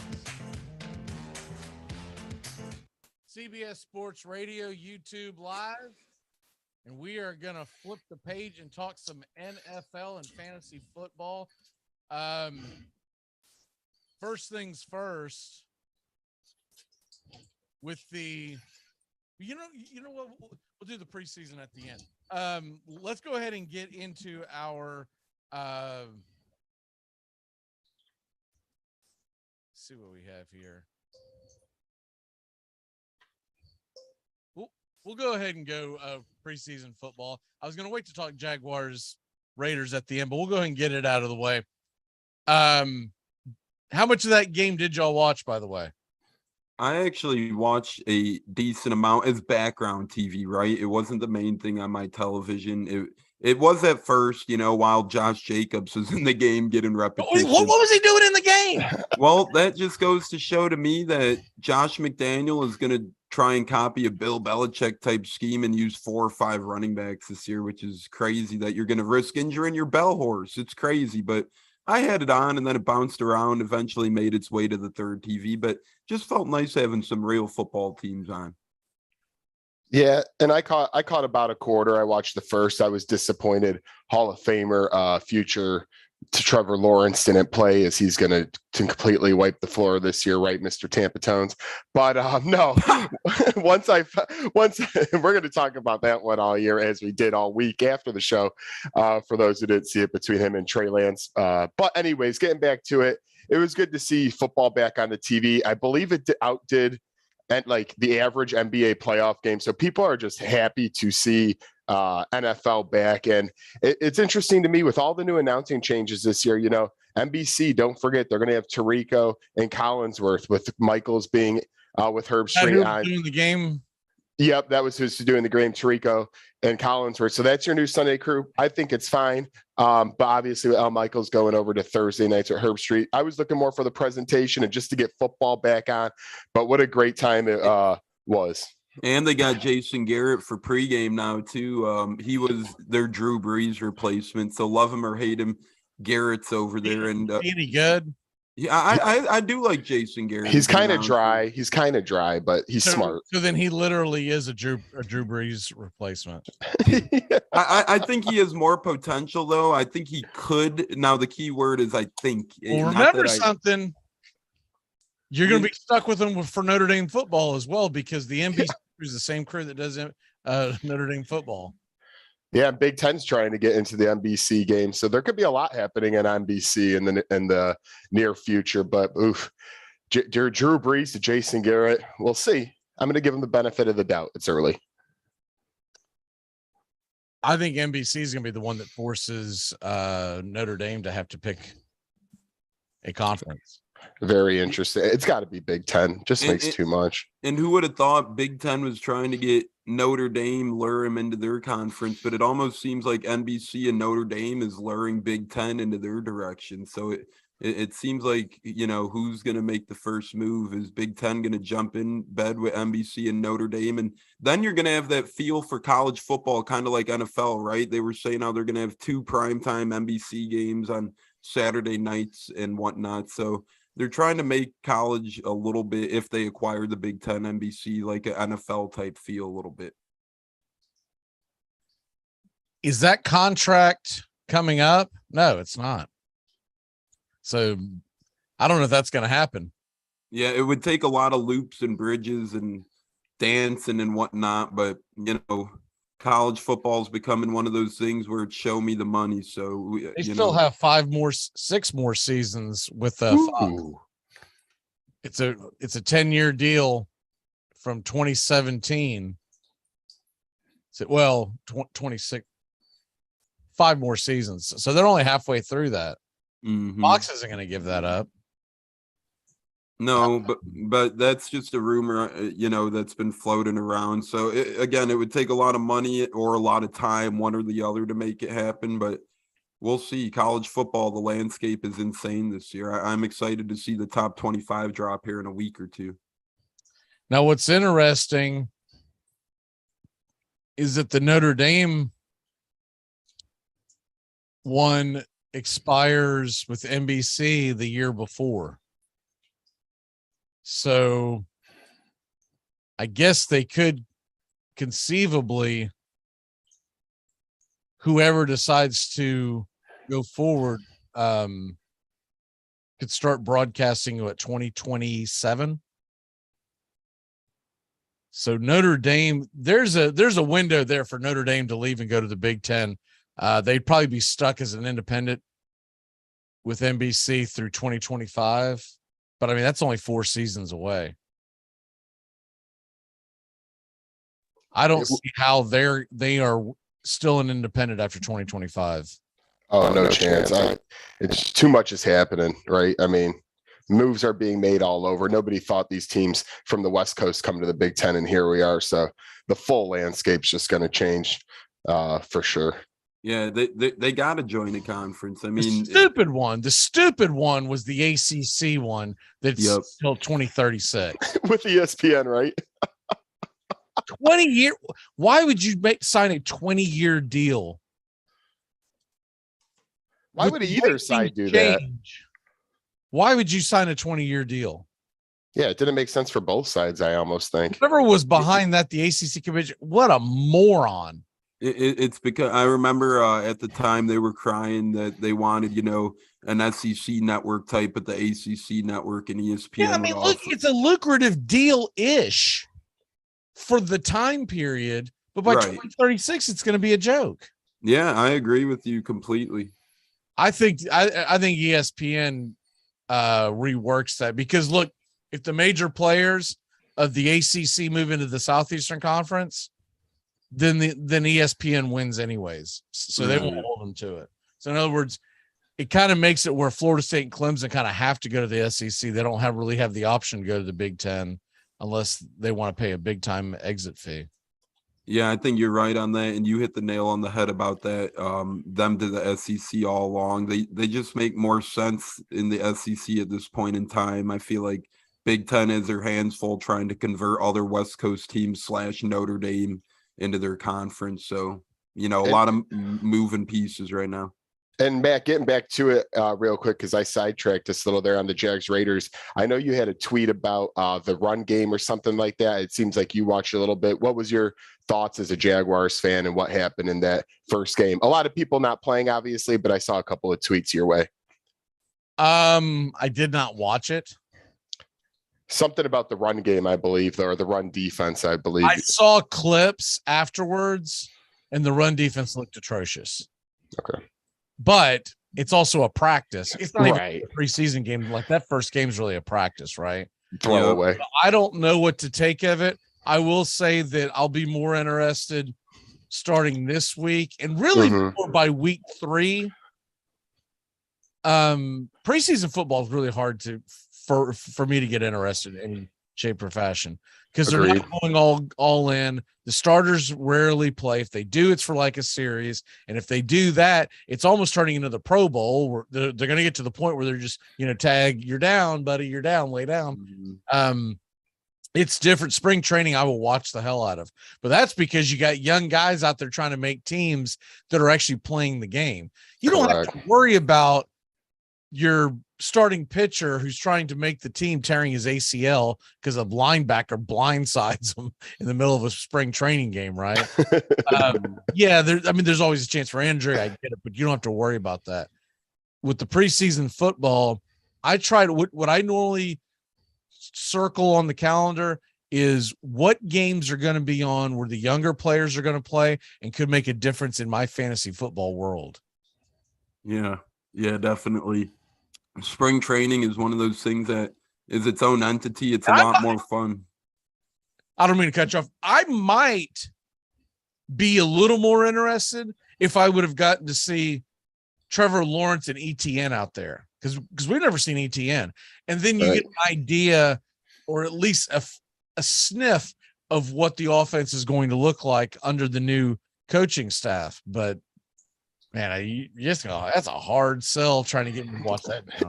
I've got it on in the background right now to see if anything jumps out of me. I talked about it earlier in the show. The only thing that I cared about was that a good friend of ours, Keelan Cole, got injured during the game, got smoked in the head. And my wife was texting me. I was doing the Braves-Mets game, and I looked down to see it, and I went and watched the replay of it. It appears that he's okay. That's all I really cared about.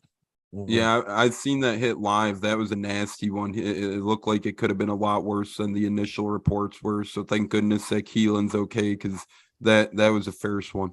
Really, really good guy. I mean, I can't say enough things about Keelan, and he's a really good guy, and I really want to see him succeed. And he's finally in an offense where he might get a chance to stick.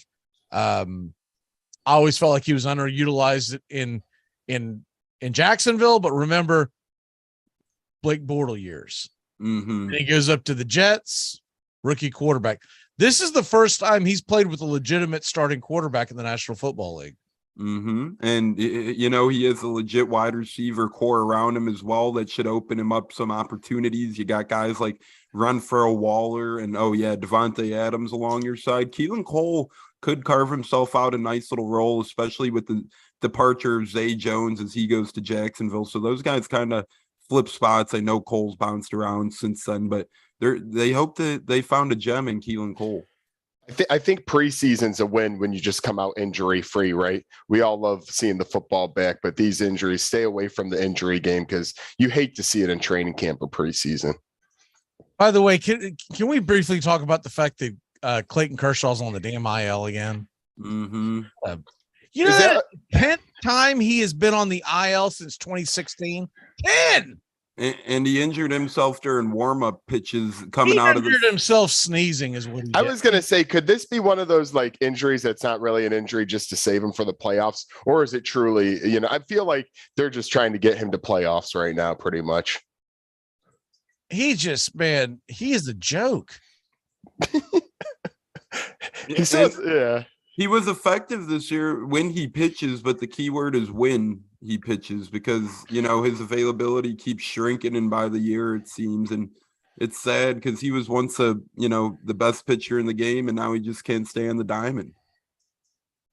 His talent is unquestionable. but he just cannot stay healthy. It's ridiculous.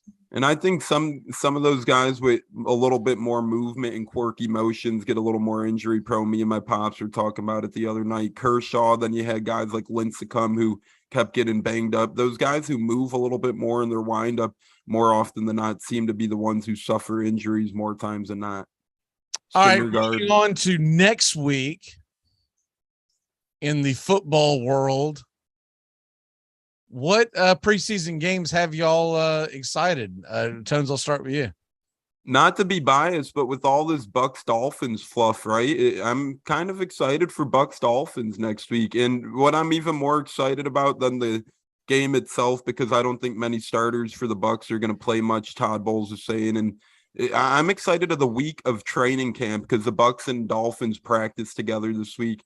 I miss the Brady rumors and situations or whatnot. That should be a fun, intense week of practices, and then you top it off with the home game at Raymond James Stadium. So Bucks Dolphins, given the entire Brady, Sean Payton, yada yada yada, that has my eyes glued on it for more than just being a Bucks fan. Is that game going to be live on TV, or is it one of these things that we're going to have to wait for the replay? You're going to have to wait for it because there's 6 NFL Network games. That is not one of them. There's 6 games. Actually, 5. There's 7 total on NFL Network next week, starting Thursday, Friday, and Saturday. Live games. Yep. They're really trying to put us to sleep, aren't they? I did see that. I believe the Ravens and Titans are one of the games. From NFL Network wise, you start Thursday, Giants at Patriots. Friday, we got Falcons, Lions, and Green Bay, San Francisco. And then Saturday. What's weird is that NFL.com is showing Titans Baltimore Thursday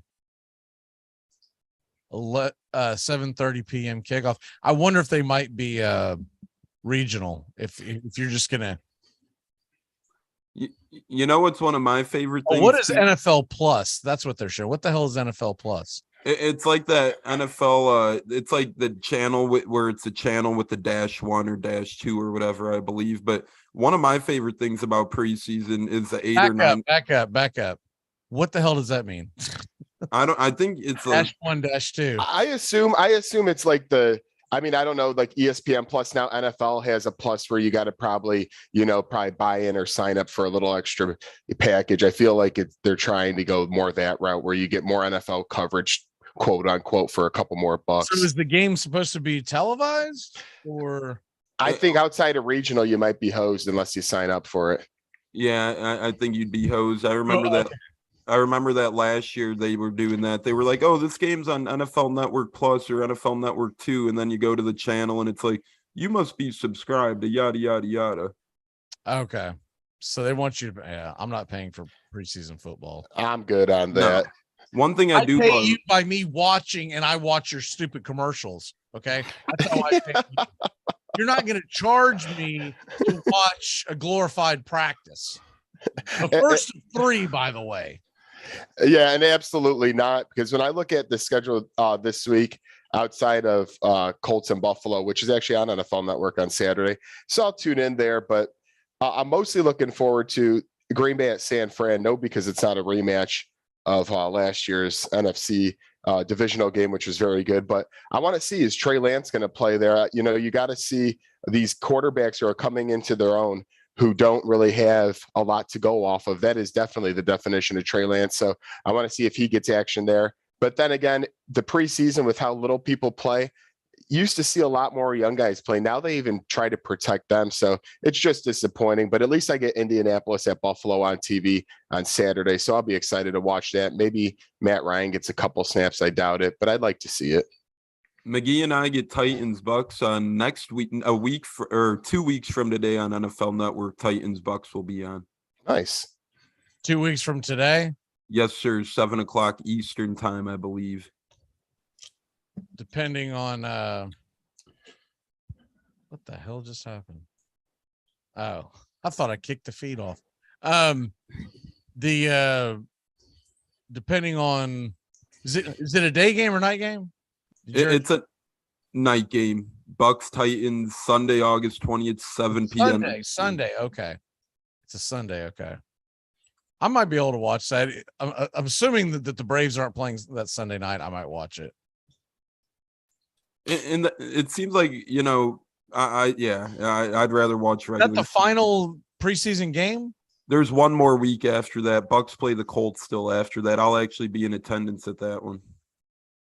Okay. In Indianapolis, August 27th, I want to say. Give me a Colts shirt, would you? Yeah. Are they giving them away that day? Oh, man. I already get enough crap from Mac about the Colts. I don't need it from you, too. So I'm showing on my course. I don't know what the hell this means, but what I am showing is that Titans Ravens game is going to be one of two games that are going to be available on my NFL network on YouTube TV. But you might be right. They might be trying to get a sign up for extra money. Anything for a little extra cash. I mean, I might watch it because the Braves don't play next Thursday night, but I'm not going to pay for it. That's stupid. It's enough with all the streaming services. Every time I see something, oh, you got to have Paramount Plus. Oh, you got to have CBS Access. No, I really don't have to have that. It's getting to the point where I'm this far away from shutting it all down and just watching Pluto TV. Yes. Pluto's free. Crazy. It's some really old shows, but it's free. They want you to have 20 apps nowadays. Pretty soon on Thursday night, you'll need Amazon. Friday night baseball, you need Apple. Pretty soon you'll need ESPN Plus for college Saturdays. And who the hell knows what Sunday ticket's going to move to. I really hope that the Braves stay off of Apple TV for the rest of the season, but I haven't seen the schedule. Please. I mean, at least you're announcing, so it's better tuning into you than Apple TV. But I don't like the view of it, like when I'm doing the game, because they do goofy stuff. They throw goofy stuff all over the screen. Yeah, they're typically what I do. So, like last night when I'm doing Braves versus Mets, I'll have the Braves feed on a couple of things just in case one of them crashes. I'm good to go, and then I'll have a third one on the Mets feed, so I get different camera angles and whatnot. When everything's on Apple, you're screwed. Right. Especially when they put the Cubs and Sox the same night a couple weeks ago. Don't ever do that to me again, Apple TV. Come on, man. So damn stupid. At the same time, too, not like it's a double header. They did it at the same time. It was both like 7 Eastern, I want to say. So not good programming, in my opinion, on Apple's part.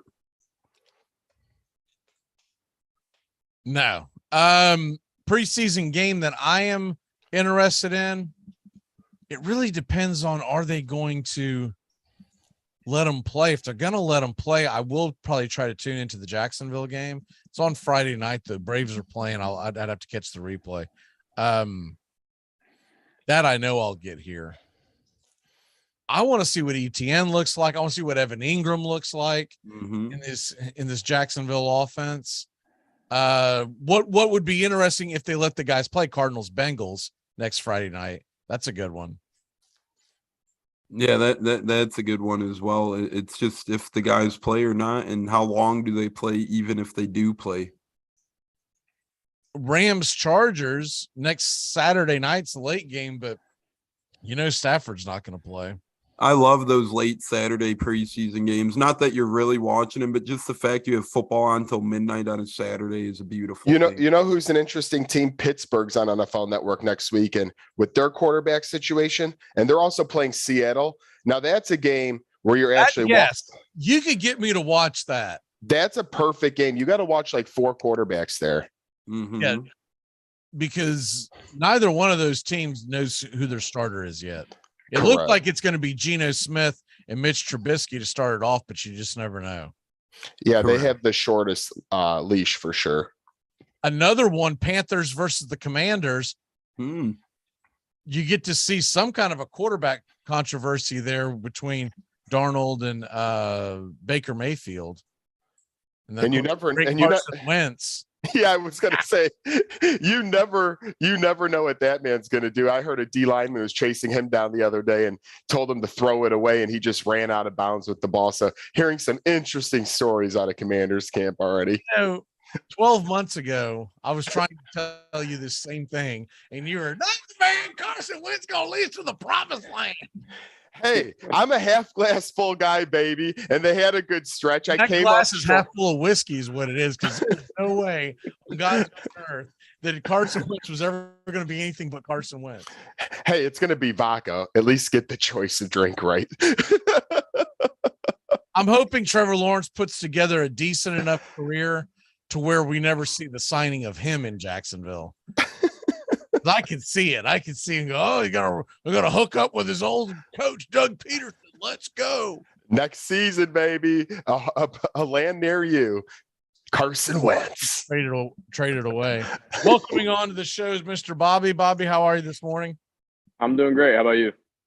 I'm doing good. Getting ready for a Braves doubleheader. I'm excited about that. A lot of cold beer and a lot of pool floating around today. I can't get to the next part of my day fast enough. Joey, what is your walk-off for the day, sir? Well, hopefully I make it to next week and I'm not found under any beds or trees today celebrating the old 30th there. But no, it's going to be a good day. I promise next week I'm going to have the Bulls background set up here. As you can kind of see, I got some MJ, Derrick Rose, Kobe Bryant set up. So working on the setup slowly but surely. Guarantee you the Derrick Rose picture's already broken. It has a weak ankle, I heard. But you guys have a good one and enjoy it. Somewhere in there. All right, brother. We're going to take a quick break. When we come back, fantasy football time. We'll be back in a flash here on the Armchair Quarterbacks. You're listening to CBS Sports Radio. We are all sports 24 hours a day, 7 days a week. Strong opinions and your phone calls. Expect it here. CBS Sports Radio.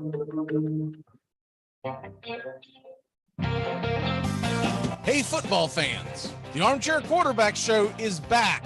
Saturday mornings, 9 a.m. to noon Eastern. A 3-hour wake-up show that'll cover it all. College football, the NFL, fantasy football, and Major League Baseball. It's the Armchair Quarterback Show, 9 a.m. Eastern to noon Eastern, Saturday mornings, right here on the Armchair Quarterbacks 1 YouTube channel. The Glory Hole Theme Park. We all like speaking rodents to entertain and educate our kids. And now with Jerry Gerbil, the kids have someone they can really relate to. Go on, kids, have fun. I know it's safe. Glory Hole Theme Park. Open every day till 3 a.m. Come live the mystery. TGIF on the Armchair Quarterbacks. Justin Waller and Mac McGee are back at it every Friday evening right here on the Armchair Quarterbacks YouTube channel and your local CBS Sports affiliates. We're talking the NFL, Major League Baseball, Southern football, so grab you a cold one. It's finally Friday on the Armchair Quarterbacks. Waller and McGee getting you ready for your sports weekend. Hey, Braves fans, the Armchair Quarterbacks YouTube channel are bringing you Braves baseball all season long.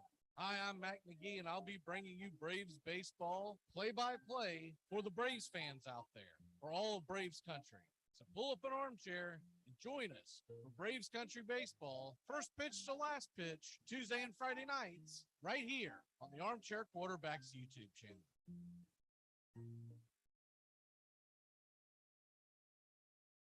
Join the Armchair Quarterback Show for its 9th season. And this year, we're doing it all in one show. Saturday mornings, 9 a.m. Eastern to noon Eastern. We'll be talking college football, the SEC, the Big Ten, other big games of the day. We'll be diving into the National Football League, focusing on the Southern football teams and all the big matchups throughout the land. And doing it while covering the point spreads, the over-unders, the prop bets, fantasy football. We'll tell you who to start and who to sit. And everybody's favorite, the stupid underdog picks. We'll cover Major League Baseball all the way through October and beyond. It's the Armchair Quarterback Show, 9 a.m. Eastern to noon Eastern, Saturday mornings on Armchair Quarterbacks 1 YouTube channel.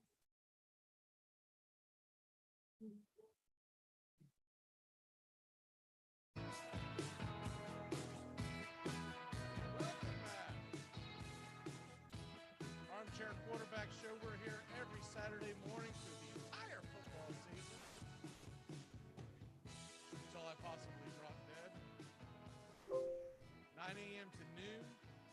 Tones Areola, Bobby Schneider, correct? Schneider? Correct. Only reason why I can remember that is one day at a time. I know that's long before your time, but if you ever look up Schneider one day at a time, you'll know what I'm talking about. Can't wait for you to show up with the utility belt. I think your audio is a little bit low. Bobby, how the hell are you, my friend? I'm doing good. I'm doing great, Tones. How about you? Good, man. Just ready for football, real football. Yes, sir. We good now? Little better. A little bit more. But we're getting there. It's like the Jaguars, a little better. Yeah. Hello. Yep. What up, Mac? How we doing, my friend? There we go. Okay, we're better. Sometimes that happens with it's YouTube is what it is. When I play a clip and then start talking, when I'm doing the baseball games, I always try to mute myself and then come back in, and it's kind of a game I have to play to time it right. But we're doing the intro music. I hate coming cold out of a commercial break, because you don't do that in real radio, and what is being broadcast here is also being broadcast on local CBS affiliates, so I have to keep that in mind. But you just got to let me know when it's going on, and I'll try to go from there. If I have to jump up, Dog Dad had to let his little girl outside, and she's running around, and I'm waiting for her to. She comes up and kicks the window and lets me know it's time to come in. So if I do disappear, that's why. Daddy Mac. All right. We are going to start off today with, believe we've got sleepers and busts. Mm-hmm. Right. In fantasy. So we're doing fantasy wide receivers, and we can go ahead and do the rankings. I never got the rankings from Steven, so we'll just go over the rankings right now, Bobby. The way that we did this, Bobby and I compiled our top 15. We just combined the points, and this is how we came up with the top 15. Cooper Kupp was a landslide. He got all the number one votes. Mm-hmm. Then it was a tie, flat-footed tie between Jamar Chase and Jefferson. So they're 2A and 2B for argument's sake. Devontae Adams comes in number 4. That was pretty easy. Then Diggs 5. I think that's pretty much, Diggs and Adams back and forth. I know a lot of people argue that both ways, but both of us combined ended up having Adams just above Diggs. And then CeeDee Lamb is number 6. Tyreek Hill 7. Deebo Samuel is 8. Evans is 9. Higgins 10. Allen 11. And then Waddle, AJ Brown, Michael Pittman rounded out with, there was 1 vote for McLaurin and 1 vote for Mike Williams. Mm-hmm. So it's realistically a top 16. But any thoughts on the top 15? With 2 to 5, you got Jefferson, Chase, Adams, Diggs. Honestly, you can arrange that in any way you want. I think it's completely fair. This I really is I'm trying to read all damn morning. Look at this crap. The Constitution. But I think notes while I'm doing the ball game the night before, and I'm scratching, and I look down Saturday morning. What in the hell did I write? So some of those I don't even know what the hell I wrote down. Yeah, like I was saying, the 2 to 5. Honestly, I think you can arrange that in any way you want. I'm cool with it. I really like the wide receiver position this year. You can get great value in round 1 and round 2, honestly. And if you can go without picking 2 running backs in the first 2 rounds. Mm-hmm. So. Yeah, I think that the wide receiver position is stacked, as Bobby alluded to. I mean, you're talking about guys, who could have breakout years like Keenan Allen's and DJ Moore's is the 13th, 14th best receivers in that sort of range. So you're really talking about, you can really get good value to a guy like CeeDee Lamb, a guy like Mike Evans. I mean, the list goes on. And as Bobby said, I agree. Jefferson, Chase, Diggs, Adams, you could really just pick him how you wanted, especially with Adams going to a new team. I don't think it's going to hurt him necessarily too much, but maybe the first couple weeks getting used to, the report with those guys. So I think 2 through 5 is really substitutable. And then you got number 1, clear cut Cooper Kupp, but a really, really deep wide receiver class in general. I honestly believe in my heart of hearts that look, obviously you got to put Kupp number 1. Of course, we don't know if there's going to be a regression, but he's got to start the year off number 1. Mm-hmm. But I honestly believe that Jefferson and Chase are a notch above the rest, and barely, not by some big margin. But I think that if you draft Diggs or Adams over Chase or Jefferson, I think you're making a mistake. Now, we'll see. You could make the argument that T. Higgins was the best receiver that Cincinnati had last year, but I also think it took a while for Chase to get going. Once Chase got going, the guy was phenomenal. Well, with Chase and Jefferson, but it's certainly not going to get any worse. I mean, they're still ones going into year 3 and year 2. You don't know when you're going to get that 200-yard game, 3 touchdowns, or you're like, suck it, I win this week. So that's why I don't think you're going to get that same thing out of Diggs. Adams, I think their ceiling in a game, a really good game, would be like 160 and maybe 2 touchdowns. Chase has the ability, and even Jefferson to a degree, have the ability to go well over 200 yards at any point. And you go, what? My biggest question when you go between Jefferson and Chase is, when you look at the rest of the team, will Higgins cut too much into to Chase, and you'll wish that you had Jefferson, because Thielen is definitely on the decline. Mm-hmm. That's a concern there too. I totally agree with that aspect of it. Is Higgins going to eat into that a little bit?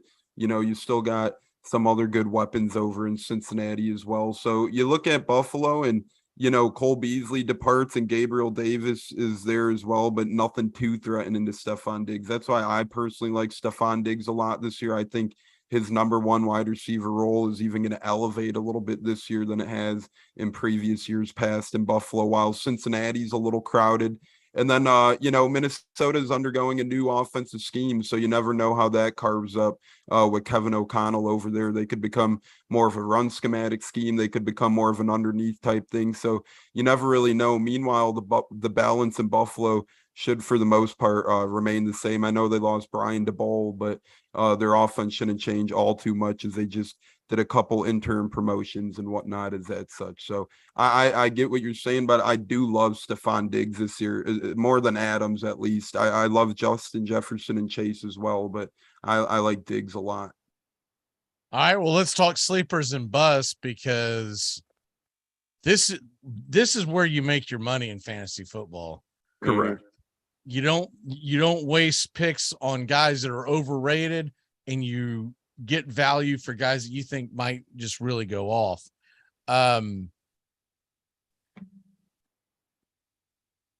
Give me your first sleeper, Tones.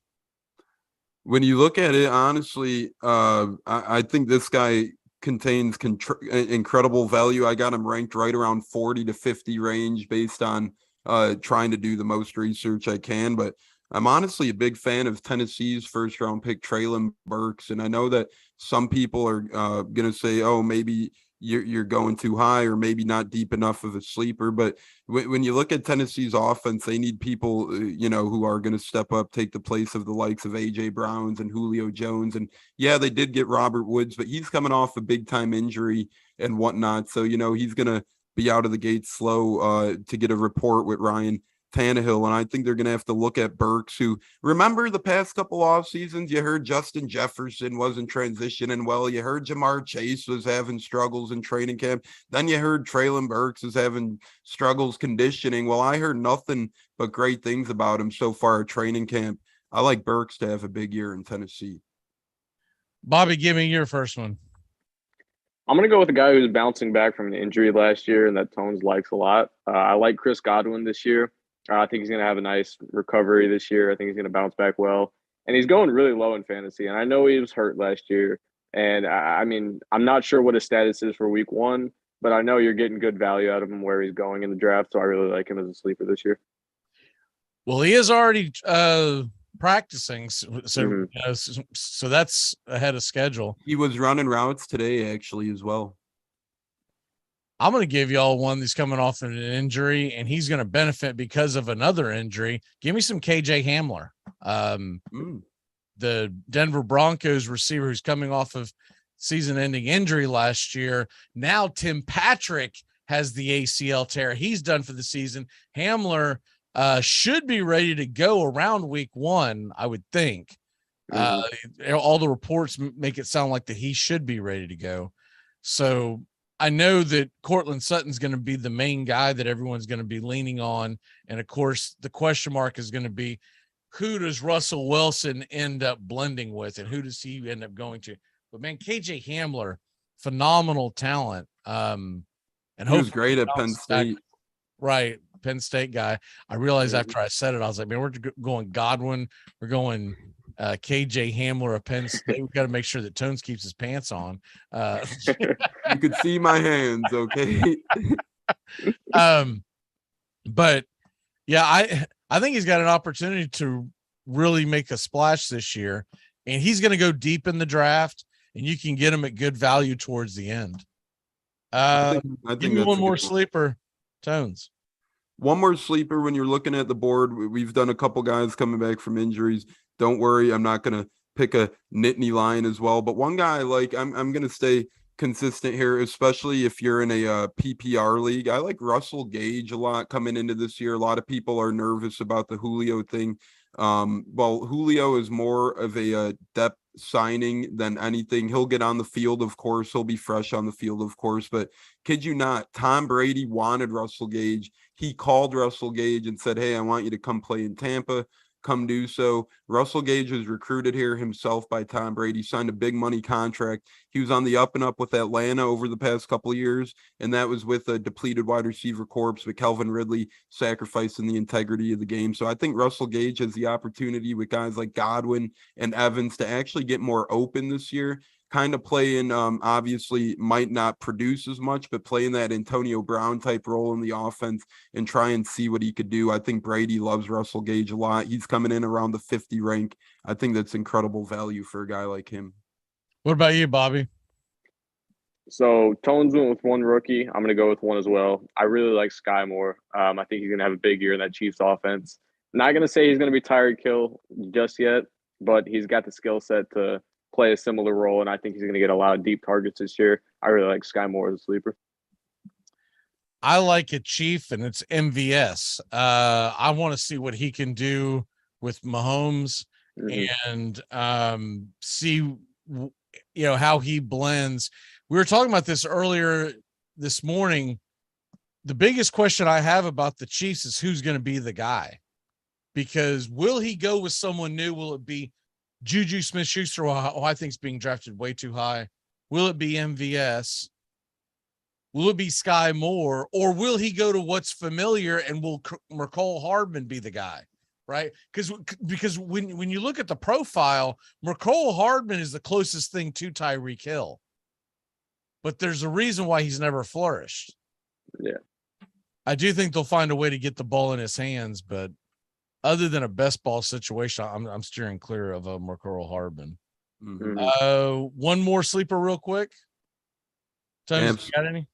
Yeah, I actually do have one, and this one is kind of going down the list a little bit, but I like Marvin Jones in Jacksonville. I'm not saying that Trevor Lawrence is going to have some type of breakout season by any means, but you look at the depth of the Jaguars and you look what Doug Peterson likes to do offensively, and Marvin Jones has a chance. All he really has is Christian Kirk in competition for wide receiver number one. The targets aren't really there after that. I mean, I do like Zay Jones, but he ain't going to eat into too many of Marvin's targets. And then a guy like Chenault didn't improve much last year. Laquan Treadwell's pretty much mincemeat at this point in his NFL career. I think Marvin Jones should at least have a good target opportunity share. Now, Will Trevor Lawrence pay dividends with that? Time will tell, but Marvin has fallen way down fantasy list, like way down fantasy list, and he'll be wide receiver number 2 coming in besides Christian Kirk. So I could see defenses double teaming Kirk and Marvin Jones finding himself at least red zone success in Jacksonville. Bobby, what say you? Well, my next sleeper is a guy who hasn't seen the field in a long time, but when he was last healthy, he was pretty much a top 3 receiver. Now, I don't think he's going to get back to this level, but I like Michael Thomas for where he's going in the draft. I think he's going to be good value, and I think he's going to put up great numbers, and you'll get him for a mid to late round pick. Yeah, it's funny because I almost put him on my bust list because he's going higher than I expected him to go. I think I just, with how much he produced when he was last healthy, if he can get anywhere near that, it'll be worth where he's going. But he's not going to have Drew Brees, and he's 2 years removed, and people have him going. I mean, I'm seeing him going in the 6th, 7th round, and that seems to me a little too high for a guy that you don't even know is going to hit the field. Because we saw this before where he goes out there and starts practicing and they say, oh, everything's great. And next thing you know, oh, I pulled something. He's the Clayton Kershaw of fantasy football. You're like, oh, here we go again. I hope he has a bounce back season. It's a lot of fun to watch him and Jameis hook up and, light it on fire. But you've also got the fact that now he's got a pretty talented receiving core that he's going to be competing against. He's got Jarvis Landry coming in as a free agent, and then a Chris Olive out of Ohio State, who I think was the best receiver in the draft. I know Garrett Wilson went before him, but I was always impressed by Olive. And they got all those young wide receivers from last year that had a year under their belt too with Jameis. So they've played a little more with Jameis than Michael Thomas has, but I could see either side of the coin on the Michael Thomas argument. I think if you're drafting late into the offseason, like late into, the preseason, and there's no signs of him not being able to go week 1, then I think you should go with him. But if you're drafting now, if you have an earlier draft and there's concerns about him, you can hold off on him. But, if there's no problem with him leading up to the season, then I think it could be a good sleeper. Like, I love him as a guy that's on your bench, right? A guy that is an extra receiver. But he's starting to trend now where he is not just high 3. He is creeping into the wide receiver 2 conversation. And at that point, you're taking a little bit more of a risk. And that's my only concern with him. If he plays, he should be great. But once again, 2 years without playing football is a long time. That's a valid concern. I'll give you that. You'll be able to ask Deshaun Watson that same question. Because they're about to throw the book at his ass. I've got him in one best ball where I drafted him shortly after the ruling came out. And then now that I see that the NFL is bringing a new guy in to talk, man, I don't think he's going to play. Again? Like ever? No, this year. This year, okay. I could see him getting the NFL is going for a full season suspension. And they want a hefty fine too. They don't just want him to sit out because he got paid all last year when he didn't play last year. So it wasn't really him taking a lump, right? They really botched it. To me, if they come out and give him 12 to 14 games off the bat, no one's complaining, no one's crying or anything here. They try to be cute, fancy, have a judge do the investigation. Turns out to be 6 They games. Want a season, a full season, and a hefty fine. I don't even think a full season's enough, honestly. No, I agree with you guys. It's not, but that's what they're hoping for because the one thing they don't want is this to be in the news cycle around Christmas time. You're thinking about buying damn, Cleveland Brown jerseys, and here comes Rapey McRaperson out there on the field going, hey, what's going on? Let's rock and roll. If it's a long enough suspension, the Browns will be so bad they may not even want to put them on the field, right? The Browns might decide, you know what, man, you got suspended for 12 games, 14 games, whatever it is. What the hell's the point of bringing you in when we're 5-10 and what gets you hurt? So you have to rehab that. We'll see you next year. The Browns, if the Browns are smart, they'd be stepping on the gas and trying to get Jimmy G into town. That's what that's not going to cut it. Yeah, we've said that too. Me, my brother, and my pops talking. We thought the same exact thing. Because Cleveland, with the talent they have, if they have a game manager like a Jimmy Garoppolo, they could make a run at the playoffs. But Jacoby Brissett, speaking of baseball, that's a swing and a miss right there. Okay. Real quick, any busts? Yeah, my guy, we mentioned Stephon Diggs earlier. I'm not huge on where Gabriel Davis is getting drafted personally. I know he had a couple breakout games here and there, but he's never really put together a complete season. He's going like a wide receiver 1 at this point, which is crazy. Yeah, and I just don't see it because, I mean, I know that, there's more to life than just past stats or whatnot, but based on what he's done in the past and based on what Josh Allen likes to do with the football, spread it out in Buffalo, I don't think, and they got Jamison Crowder now too, Isaiah McKenzie's on the up and up, they brought in OJ Howard. I don't know, I don't think that Gabriel Davis is going to have the year that people think he's going to have. Bobby, what about you? I got one that's pretty high up on a lot of boards, but I got DJ Moore as one of my busts. I think he's a fantastic receiver in real life. I have no problem with him in real life, but the concern at quarterback with him, it's too much, and he doesn't get in the end zone a lot. He's just not too high on, or I'm not too high on him as a fantasy receiver. I think he's a fantastic receiver in real life, though. I love DJ Moore, just not in fantasy too much this year. You don't think the addition of Baker Mayfield opens him up a little bit? Do we know that Baker's going to be starting week 1, though? There's no doubt. You know why? I mean, because they're playing the Browns. That's true. That is fair. That's good. That is true. But it's still too much of a concern. I don't like Baker to begin with either. I think he's a step up from Darnold, but he's not too much himself. They should have made that week 2 Thursday night game of the week, right? And they should have put the game in Cleveland. That'd have been fun.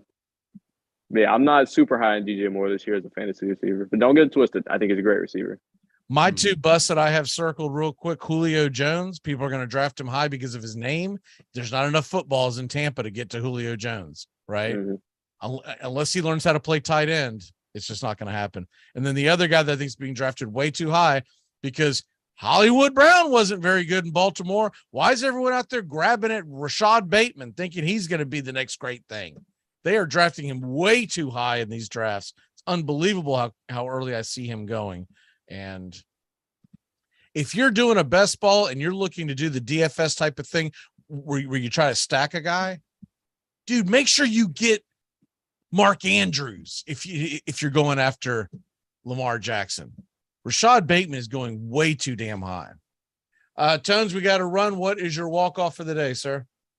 Yeah, absolutely. And one more guy I think is going a little high, Tyler Lockett, not going too high, but I don't think that Seattle quarterback is going to be the same this year. It's been a great pleasure talking sports with you gentlemen. As always, we got a lot of baseball on today. Next week starts preseason football as well. So a great time to be a sports fan as we twist and turn our way into the fall here and get closer to postseason baseball and NFL kickoff. It's been a pleasure, gentlemen, talking as always. Steven, how you doing, my friend? And can't wait to watch you guys the rest of the show. All right, brother. Great job. We'll see you next week. Adios, fellas. See you, Tones. We will be back in a flash. I got to go grab my puppy out of the yard, and we're going to talk some fantasy football. Yahoo mock draft room, guys. I'll meet you there. Saturday mornings, the Armchair Quarterbacks, a Southern tradition like no other. We dive into the Southeastern Conference and the Southern teams in the National Football League. We talk the betting lines, fantasy football. So join us Saturday mornings and get your football weekend started right with the Armchair Quarterbacks, 9 a.m. Eastern to noon Eastern, right here on Armchair Quarterbacks.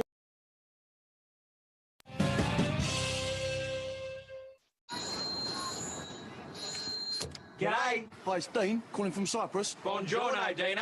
My mate wants me to rub sun cream on his back. Holy dooly. A delicate matter, but a bird wingman is useless. So there are rules. Okay. Only put cream where he can't reach. Between his shoulder blades. The safe zone. Like anything else? Whack it on thick, mate. Last thing you want to do is a second coat. And remember, Dino, the following things are not permitted. Eye contact. Scented candles. Power balance. And do not apply if he's wearing budgie smugglers. Are we all clear? Crystal. Cheers, fellas. No dramas. Armchair.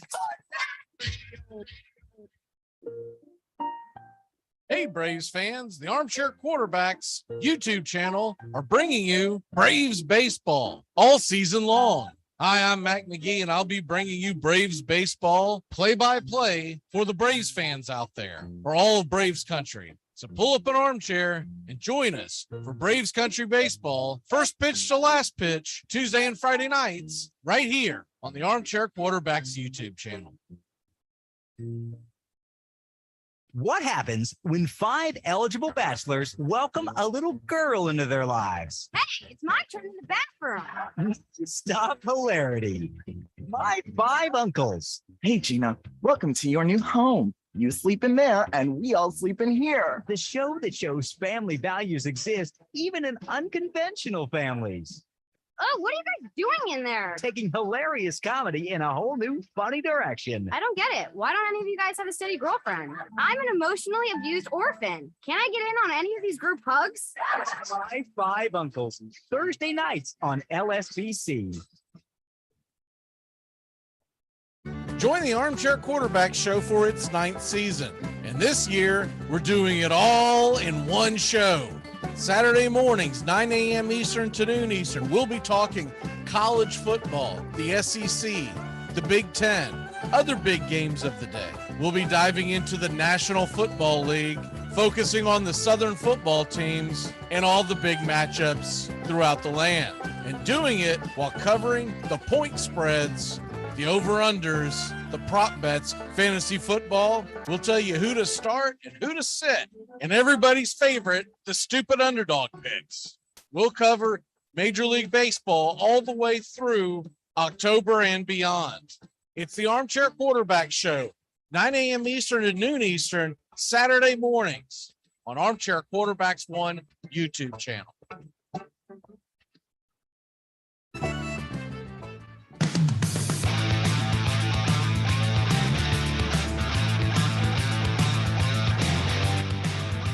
Welcome back, Armchair Quarterbacks.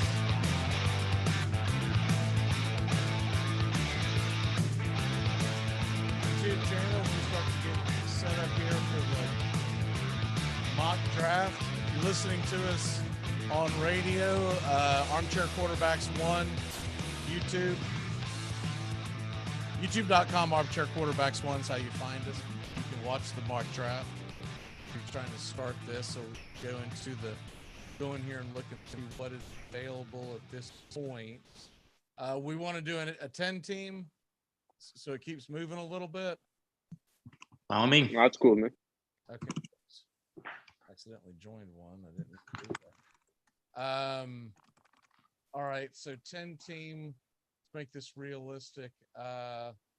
There is one that is starting, what does that say? 1st and 10. Do you see that one? What time does it start? In about a minute. I'm the first person in the room, so you should have time to get it. It's called Yep, First. I'm in. Oh, wait, Philip. Oh, wait, no. Oh, I see you're at 10. I see Bobby. Yep. Yeah, like every 1st time I and click, 10. I think I'm in. Are you G or Calvin or Anthony? I'm clicking join. You're Do you want to leave this one, Dave? Yeah, it's not letting me in. His flip mobile internet's not working. All right, let's try another one. Ready? This one's called Roughing the Passer. That is a 10-man, right? Yep. Roughing the Passer, 1 minute. I'm in on that one. I'm on pick 6. I see Bobby. I'm in. See Steven. There All we right, go. now we got Did it. Now we're talking turkey. Nice. All right, so let me go ahead and share the screen because this is going to start here pretty quick. I guess I'll wait till it loads. So it'll be a 10-man. This is not a best ball. We're doing actual year long on this one. It's a mock draft. The only thing that sucks about that is a lot of people tend to dip out. Mm-hmm. But we'll try to keep it as honest as we can. What is it? Is that 4 weeks from today? Whenever the hell September 3rd is 10 a.m., we're doing our annual fantasy football draft live. It's the trophy draft, the one that Doug won last year. That will be here. It'll be 10 a.m. Eastern. And that's officially to me fantasy football weekend, Labor Day weekend, and we should be able to get a good view of that, and everyone's going to join, and should have a lot of fun with it. And hopefully people will continue to talk, because we always end up staring at the screen going, ugh, dead air, because you're over there trying to plot your next move. Here we go. It's fine. Like it's in. Okay. There we So go. we've got 2 minutes ish before the draft. Let me go ahead and share the screen so we can get to that. And I should have a pretty good view of it. Mm-hmm. And let me see here.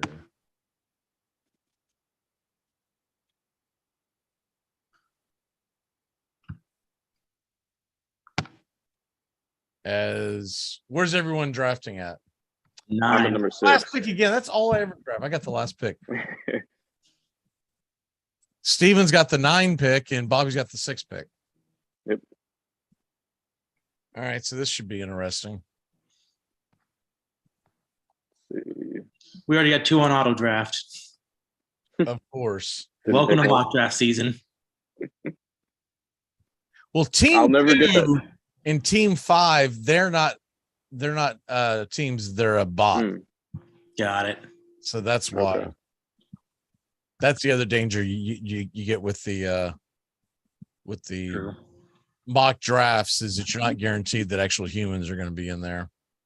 But this is actually a pretty decent turnout for a Saturday morning, a month away. You got 8 people in there. We'll see how long.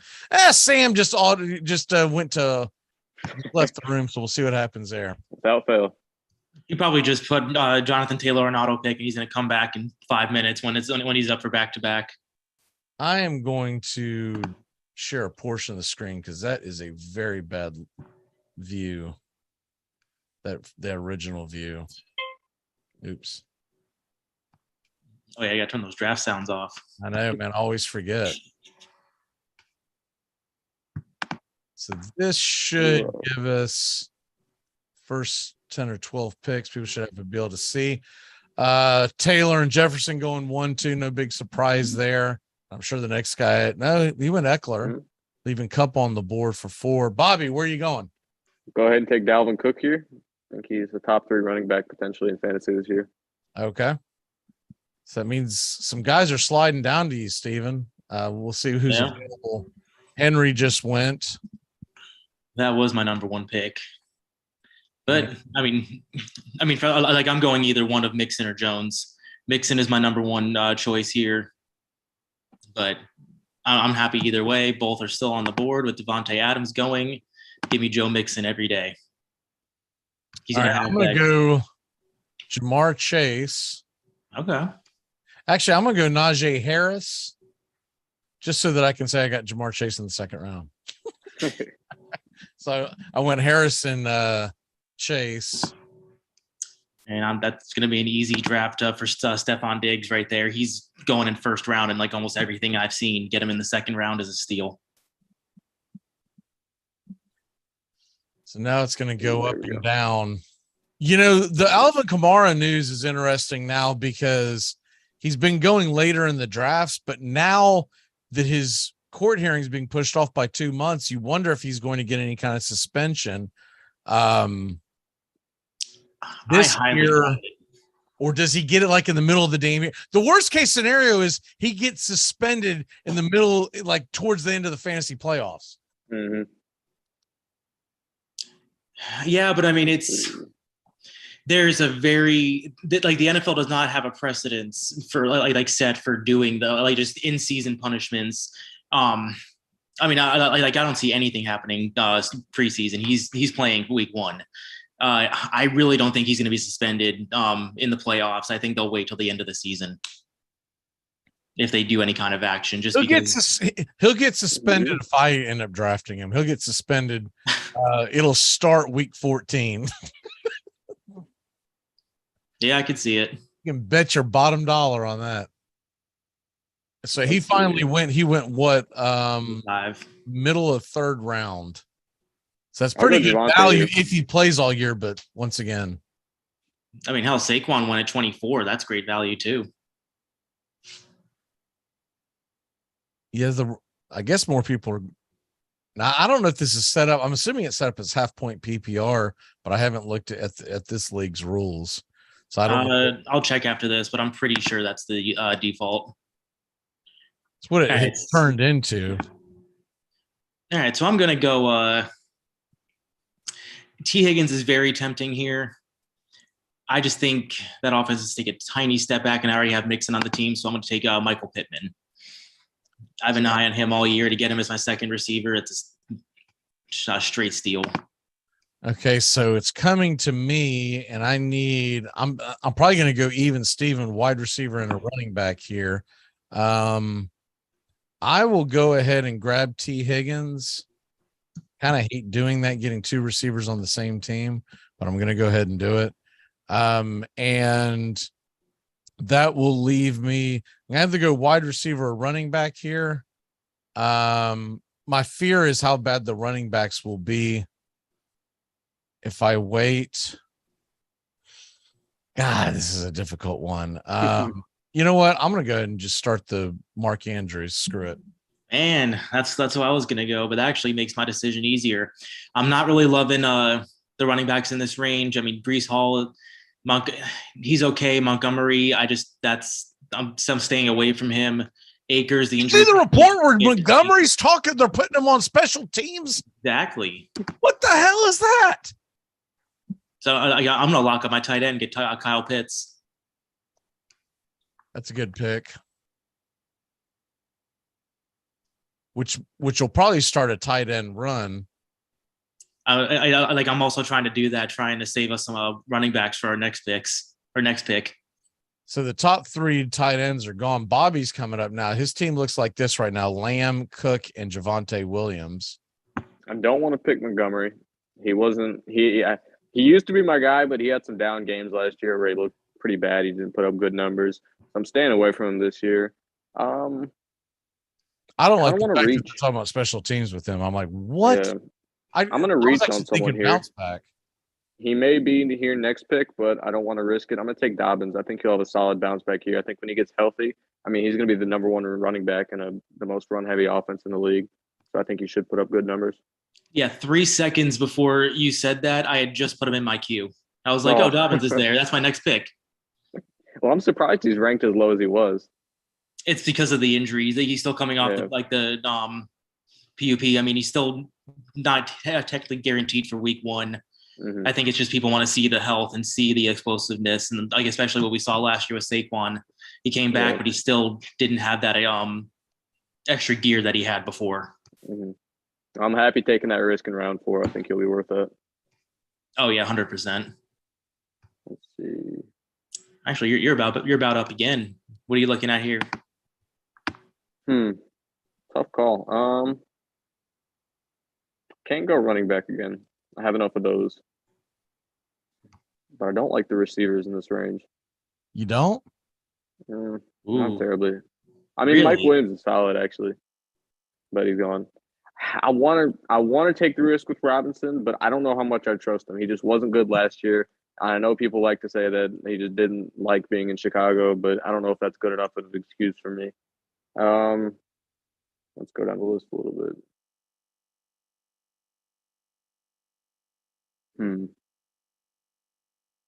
You know what? Let me go ahead and scoop up my tight end. I'll take Waller. I think he's going to have a solid year. I think with Devontae Adams being in the offense now, he's going to get a little bit more looks because of how much focus is going to be on Adams. So I don't mind that pick there. A little bit too early. I would have liked tight end, but now that there's about 5 elite out there, it's kind of hard to live without one. Mm-hmm. Yeah, and I'd actually start a little tight end run. Kittle went after that. Mahomes just went. I'm going to keep the quarterback run going. Lamar Jackson, I think he's got a real shot to go number 1 overall this year. But you screwed me because I've got Andrews. So now I'm not going to waste a pick on a quarterback this early now. So let me see here. Ugh. There are some struggling ass picks here. I'll go ahead and take a risk on Gibson. Not a big fan of his. But if I'm going to have Gibson and Harris, I'm going to hedge my bets with another running back. And Dylan is there. He's going to be splitting time. Jacobs is playing in preseason game number 1A. Mm-hmm. Man, you know what? I think Harris will get most of the goal line carry, so I don't mind having him there. All right, let's see. So my next pick will be around the 70 mark.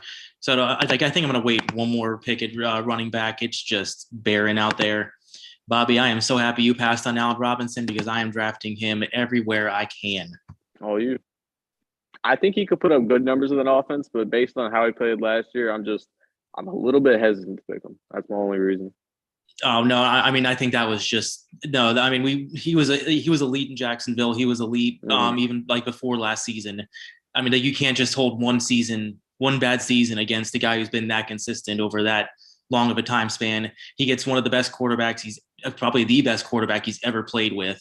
Oh, and, like the reigning Super Bowl team. That just. Mm-hmm.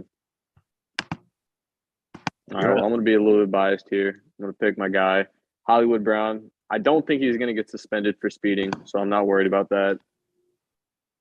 Not at all. If he does, honestly. It'll be like a game or two. It's like if he gets suspended at all, that would if be he gets suspended 2 games and Deshaun Watson sits at 6, that's a riot. I'll be leading that riot. I don't think he'd get suspended at all. I mean, he was going 125 on the highway, which, I mean, not something you want to do, but don't think that warrants a suspension. Yeah, like as long as he wasn't under the influence, I mean, they're not going to give him a suspension for a speeding ticket. Yeah. Well, it's my quarterback. It is criminal speeding because of the severity, so he might get suspended. But like I said, it won't be long. It won't be a. The only reason it qualified is because of how strict Arizona's speeding laws are. I mean, it wasn't. He was going 125, wasn't he? Yeah, I mean that's criminal in every single state. Dude, 125 is lethal, but dude. Yeah. There's a reason why those laws are in place. Because you get hit I think going 125 miles an hour, it's a wrap. Yeah, I won't defend his actions. He's an idiot for doing that, but a suspension, especially with how lenient the NFL is with some criminals. Watson. Let's see. What are we gonna pick here? What position do you need? I wanted quarterback, but fortunately my quarterback's gone. Let's see. You know what? Can't go wrong with Brady. I'll take him here. I know he's not projected to go for probably a few more picks, but I want to get my quarterback locked in. And he put up great numbers last year.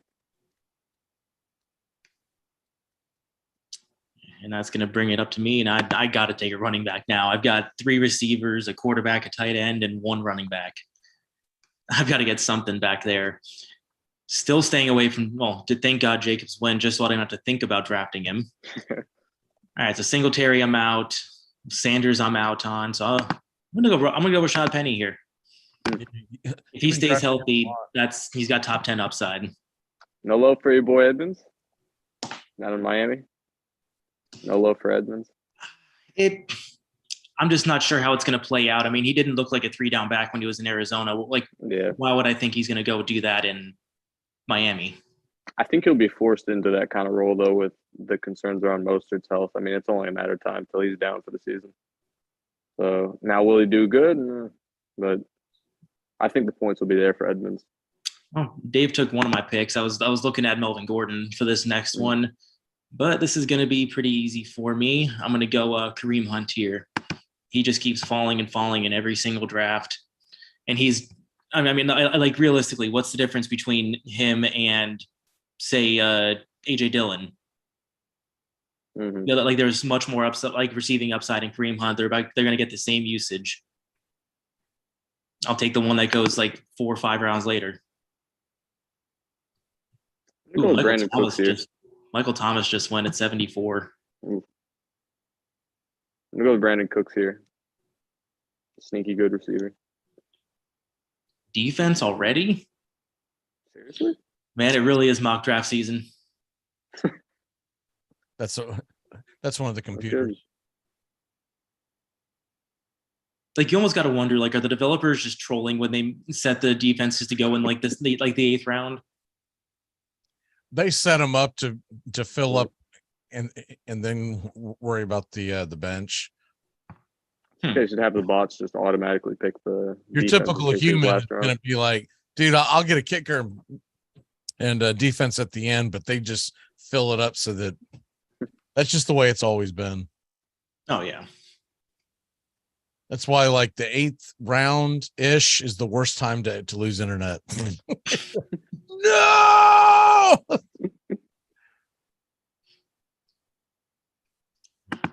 A smart man goes in and sets his what are the pre-draft queue, the draft ranking. You kick all the kickers and all the defenses out, so they can't auto draft you that. I forget what side, or even if they still do it now, but I know you used to be able to like go round by round and choose like, hey, if like pick a receiver in the 3rd round, don't pick a kicker till like the 14th round. Do you know if they still have that? If who has that? It was either Yahoo or ESPN. Like you can go and set it like auto draft settings specifically based on. I don't know. That must have been an ESPN thing because I don't remember it. Chase Edmonds just went there. Oh, Bobby, of course. He was my favorite running back in Arizona last year, even more than Connor. See, Amari Cooper just went. All right, so this is a interesting looking board, but I'm just going to go lock in Tony Pollard, especially with James Washington out. There's been real talk about him just truly being their slot receiver and being more than just a receiving back. All right, I'm not a fan of his, but Miles Sanders has dropped way too far to just let him sit out there. Yeah. And the same thing with CEH. He's got to do better than he did last year. So I grabbed some running back depth, and now I can not worry about it for a hot minute. True. Let's see. I got 4 backs, so I don't got to touch them. So I'm going to go just draft for upside a receiver here and go Brandon Ayuk. Oh my guy. There's been a lot of good talk around him in camp. I like. Oh yeah, he's been lighting it up. Mm-hmm. I'm not a big fan of Lance, but they've had apparently a pretty good connection in camp. So I can see Ayuk putting up good numbers. See, this is real fantasy football. This draft ends. I'm trying to trade Mark Andrews to Steven. I'm not doing it. For Lamar Jackson. I already said no. Ayuk, and I gave you Trey Lance, and I'd be giving you something else. Why would I take Andrews when I already have Pitts? Because you have Jackson. You just told me you were taking Jackson back in the trade. Oh yeah, what the hell am I talking about? No, I'm gonna send you Trey Lance for Lamar Jackson, and I'll send you someone else. Yeah, you can keep that all day. I can entice you. No, I mean in a I would draft some. I would draft some late round bozo from the University of Miami. You'd be all in. No, you can give me $100 bill and along with the trade, and then I'll make it. It's the only way that's happening.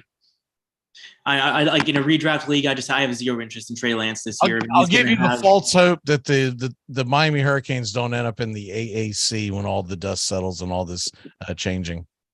I don't know with how bad FSU's been the past few years.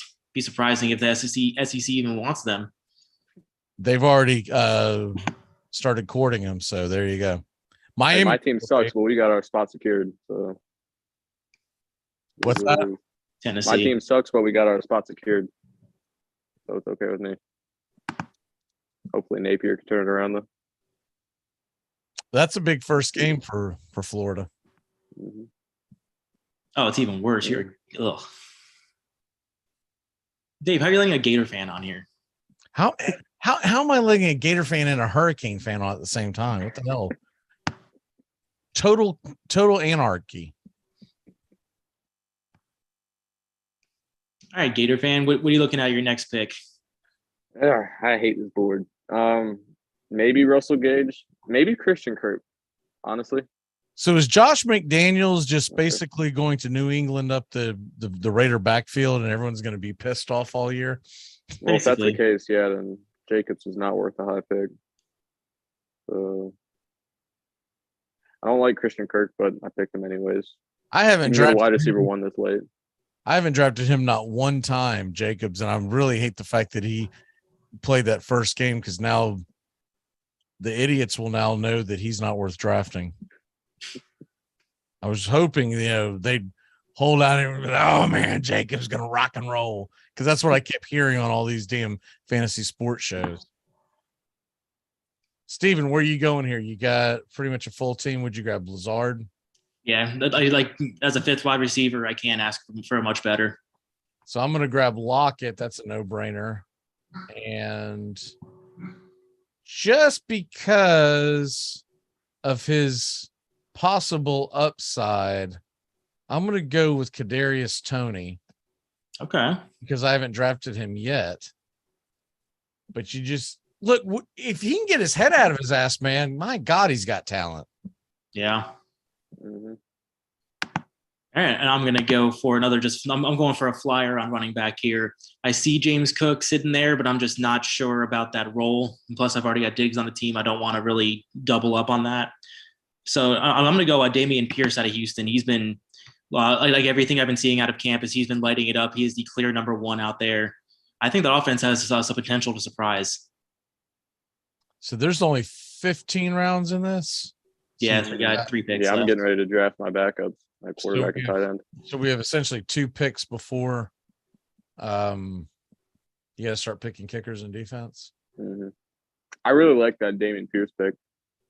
I do a lot. I don't know. I hate how we used him in Florida. Didn't use him much at all. Yeah, I mean, it's really going to be interesting to see what happens there. Because I mean, like we saw, like I was talking Mac up, but I mean, apparently, like this week he has been just kind of disappearing. It's been the Dameon Pierce and even Rex Burkhead show. Mm-hmm. All right, let's see your last real pick. Last real pick. Well, let's see. Let's go to the tight ends. Go. It's like the backups there. I'll go with Irv Smith. Talked a pretty big game on him. I think you'll have a solid bounce back here, worthy of being a backup tight end. I wouldn't start him in any 10-man league, but solid backup.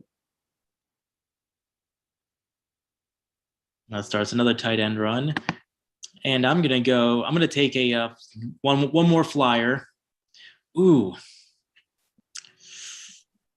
I don't know. I'm down to 2 picks here. I would be fine with either one. Treylon Burks and Sky Moore. I'm going to go Treylon Burks just because I think he has the better path to volume. So I'm going to grab, because I have the other 2 knuckleheads, I'm going to go ahead and grab Tyler Boyd as my last wide receiver just because of injury. I'm not going to worry about a backup tight end because the bye week's not till week 10. Mm-hmm. Well, I'm not going to worry about a backup quarterback because the bye week's not till week 9. And I'll just play the waiver wire game. If I wanted to go quarterback right here, I'd probably go Tua, although I don't have one of his receivers. So that's a kind of a wrap. So let me go defense, go Saints. Denver had auto picked me because I talked too long. And I'm gonna pick the Chargers here. I mean, defense, it's for me, it's just kind of, you look for the first couple weeks, you pick, you draft someone who a defense who you think has a easy schedule, and then just stream from there. Same thing with kickers. I don't really focus on them in drafts anymore. I just kind of stream from week to week. You're really going to do about the same. I worry more about defense midway through the season when I start looking at, because there's always a defense or 2 that comes out of nowhere.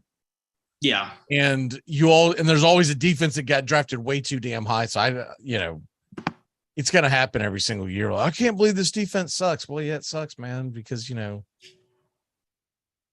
they lost 3 really big pieces and you didn't pay attention to the defensive coordinator moves. And who was I remember, it was Washington. They went ridiculously high last year for defenses. Oh, yeah. And they were bad. Everyone was riding the high of that, their playoff performance. Ryan Sucka. Mr. Irrelevant. All right. Okay, so Bobby, there's your team. Start with yours. Yes, sir. Well, quarterback Tom Brady, reliable. Both my wide receivers. I didn't get a stack, unfortunately, but I like the CD and Hollywood duo. That'll be good with points. Then running back Dalvin Cook and Javonte Williams. I like both of them this year. Javonte Williams, not so much. I'm not too high on him, but with where I got him, I'm happy with it. Tight end, I got Darren Waller. My flex, I really like my flex. J.K. Dobbins, I think I've got him at a good pick. And then with my bench, I got Brandon Cooks, Chase Edmonds, Hunter Renfrow, Christian Kirk, Kirk Cousins, and Irv Smith. All solid depth right there. And then kicker and defense, Prater and New Orleans. You've got good depth at wide receiver. Yeah. Yeah, I'm happy with how that turned out. Steven, here you go. All right, so I got Lamar Jackson. My two receivers are Stephon Diggs, Michael Pittman. Running backs, Joe Mixon, Rashad Penny, Kyle Pitts at tight end, Allen Robinson as my flex. My backup running backs are Kareem Hunt, Tony Pollard, and Damian Pierce. Backup receivers, Brandon Ayuk, Alan Lazard, and Treylon Burks. There's something to be said for not having a backup quarterback because you're the second quarterback never tricks you. Man, maybe I should start him this week. When you only have one quarterback, you're like, screw it, dude. You're going in. Let's go. And by week 3 or 4, at least 2 or 3 of these guys are going to be hurt, banged up, and you're going to be able to stream a quarterback if you need one. Mm-hmm. My team, Trey Lance, little bit of a gamble that being your only quarterback, but like I said, there's so many quarterbacks that are still available out there. I would just, I'm just not going to sweat it. My receiving core is looking pretty good with Higgins and Chase, and then the depth on it, Lockett and Tony and Boyd. Running backs, I've got Najee Harris, who's an elite running back, but after that, it's going to be mix and match. It's going to be basically who they're playing. I'm not big fans of Sanders and CEH, but I figure one of them is going to bounce back and have the kind of year that we expected. So, and kind of go from there. But Melvin Gordon should be good, and especially if anything happens to Williams. I'm not saying season injury, but if he is out for a week or whatever. And there you have that. And I don't give a damn about kickers and defense. So that is that. All in all, how'd y'all feel? Solid. I like my team. I would have liked a couple of other guys to fall to me, but you know what? Happy with how it turned out. Does anyone ever say, man, I'm real stupid. I shouldn't have, man, my team sucks. No, they always get, I like my team so much better than yours. Your team sucks. And then by week 6, you're like, dude, I'm 1-5. What the hell's going on here? Not as much in redraft, but I was looking at some of my best ball teams last night and I was just like, wow, these suck. That was a waste of money. There's sometimes where I'll think like, oh man, I can't believe I let that guy fall far. And then I go and try and trade for him afterwards. I took the risk in one league and took Deshaun Watson. Mm-hmm. Something tells me that dude's not playing this year. No. So I mean, even if he's out till I think they were trying to do like a week 12, week 13 because of that. He plays Houston, or I'm not sure if it's in Houston or not, but he plays the Texans week 12. So the NFL's trying to push that suspension off to week 13. Even still, if he's out for 12 weeks, you're not going to throw someone in the week before the playoffs who hasn't played with any of those guys in a game yet. Well, plus that, and like we were talking about, what if Cleveland's like 5-10, right? Yeah. What's the point of bringing him back at that point? You're just going to say, you know what?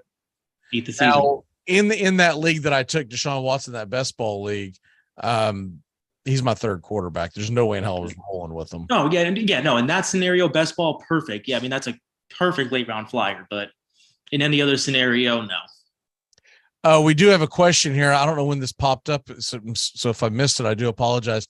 Dynasty League, half-point PPR with contracts. CMC is available. Would you pursue CMC or Breece Hall? I mean, if you can get CMC, that's a no-brainer. But I don't know all the rules, Jake, as far as what the contracts would look like in your league. Basically, like for me, if they are the same price, I'm going to go McCaffrey every single day. If you're getting a discount on Breece Hall, then I'm taking Breece Hall just for the longevity. Depending, Breece Hall's never taken a snap in the National Football League. Well, I like in theory, like you're getting C-Mac 2 years off of injury, like 26, 27 years old now. He's in that prime. He only has a couple of years theoretically left. But Breece Hall, you're getting him young. He's still, I mean, like this is that's when you want to target running backs is in the that initial contract. If it's dynasty, I'm taking Breece Hall straight up over Christian McCaffrey right now, just because of injury and age. I'll take the year one running back who's the clear-cut best running back in last year's draft. I'm trying to win a championship. I'm taking CMC all day long. I'll take the longevity. I'd go with. Yeah, I know. You're like, what is his team's name? Anaphylactic shock in our baseball league. Yeah, I feel like changing his name to wait till next year because his team is always in last place. His team, or change his name to thanks for the donation. His team is always in last place, but he's always got like 7 of the top 50 prospects on his roster. This is baseball. And every year I'm like, dude, what are you doing? When I used to see him on a daily basis when I worked with them, I'd always ask him, I was like, are you trying to win? Or you just, oh, I'm going to build it. Wait till this team and blah, blah, blah. I'm like, all right, man, if you say so. Just constant, just Steven knows. Like you see him show up on your on the schedule, and you're like, well, it's bye week time. Anytime I play him, I know it's a good opportunity to fix my roster. You know what I mean? They're like, okay, I don't have to worry about this. Like there's 2 times when I do that, when I play him or when I fall so far behind somebody, I go, screw it, the week's over, time to fix my roster, right? Yeah, I've been there before. Yeah, it's just like, I mean, you might as well, because why am I going to chase down losing only by 30? You know, I'd rather get the W next week.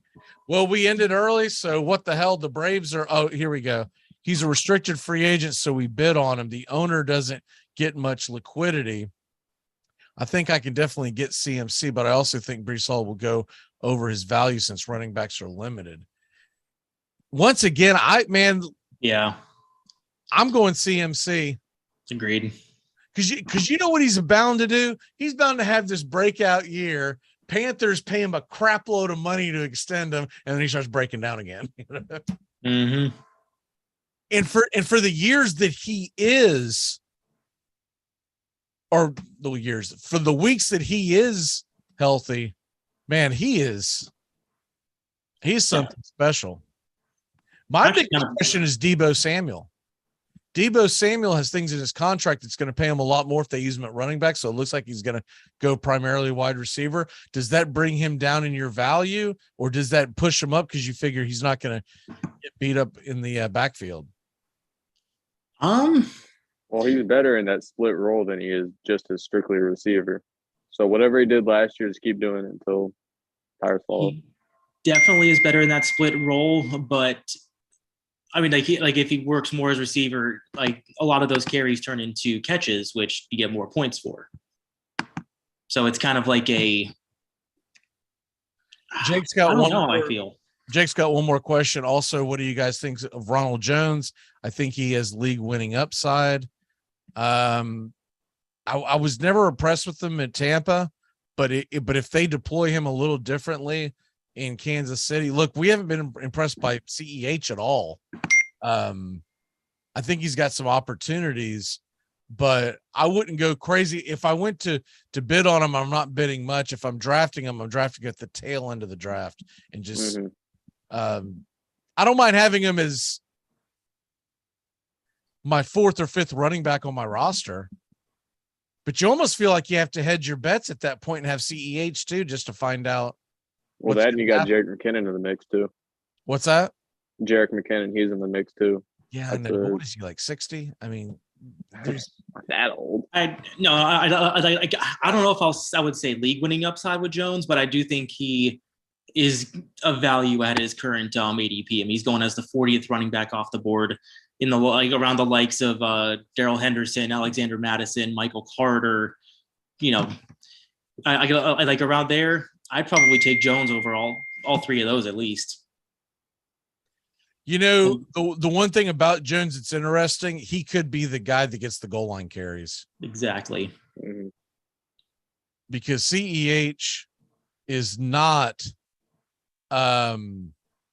he's not really a goal line guy. Like if you go after CEH, you believe that he is going to be the guy that's going to catch out of the backfield. But McKinnon could eat into that. Mm-hmm. Even Jones could eat into that. He did it in Tampa. I mean, honest engine, if I can stay clear of the Kansas City backfield, I'm staying clear of it. If I can get more defined roles out of other running men, it's kind of like the Dolphins backfield. Like, Steven, you're a Dolphins fan. What the hell's going on there? I mean, honestly, talent-wise, if everybody's healthy, but this guy's never healthy, Raheem Mostert's the guy I'd roll with. Oh, yeah. But Chase Edmonds adds so much explosiveness, right? So much explosiveness. So Madden Edmonds, he catches a ton of passes out of the backfield. Then you also have the possibility of Tyreek filling like a quasi Debo role and like getting some work in the backfield. It's just, like it's a mess. I mean, I'm taking stabs here and there in best ball, but I'm not. It's not a situation I'm focused on or prioritizing. Yeah, it just and there's going to be so much passing going on in Miami. You wonder for him most. Yeah, I think he'll get goal line carries, but you wonder how many carries that he's going to get a game. But I mean, like if we're talking goal line carries, that'd probably be Sony Michel. Yeah, well, yeah, possibly. I just feel like Mostert's the more talented running back. Oh, no, there's no doubt about that. But Michelle, I mean, once again, they're going to eat their own. So they're probably going to split goal line carries or run some kind of weird wildcat version.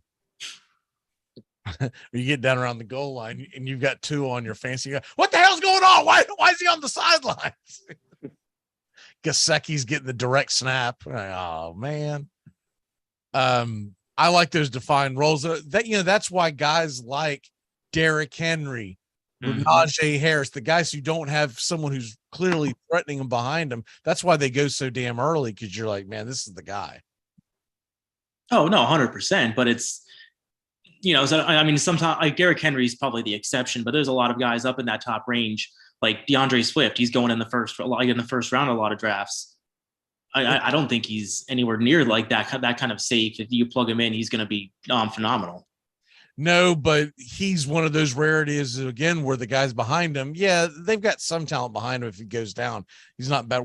It's not a bad handcuff, but you really have to look at the fact that DeAndre Swift should get a lot of carries, a lot of touches. The problem with Swift is he plays on a team that could be playing from behind. Exactly. And they're going to pass a lot. Right. Now, if we know that Detroit's going to be a playoff contending team and they're going to be in games and year two and the Dan Campbell era is going to really take off, then look, I'm all in on Swift, but I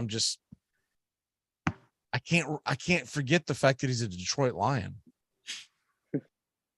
That's not stopping me from drafting DJ Chark everywhere. Not to mention, in a lot of our leagues, Sean's going to draft DeAndre Swift like number 2 overall, so I might as well take him off my board.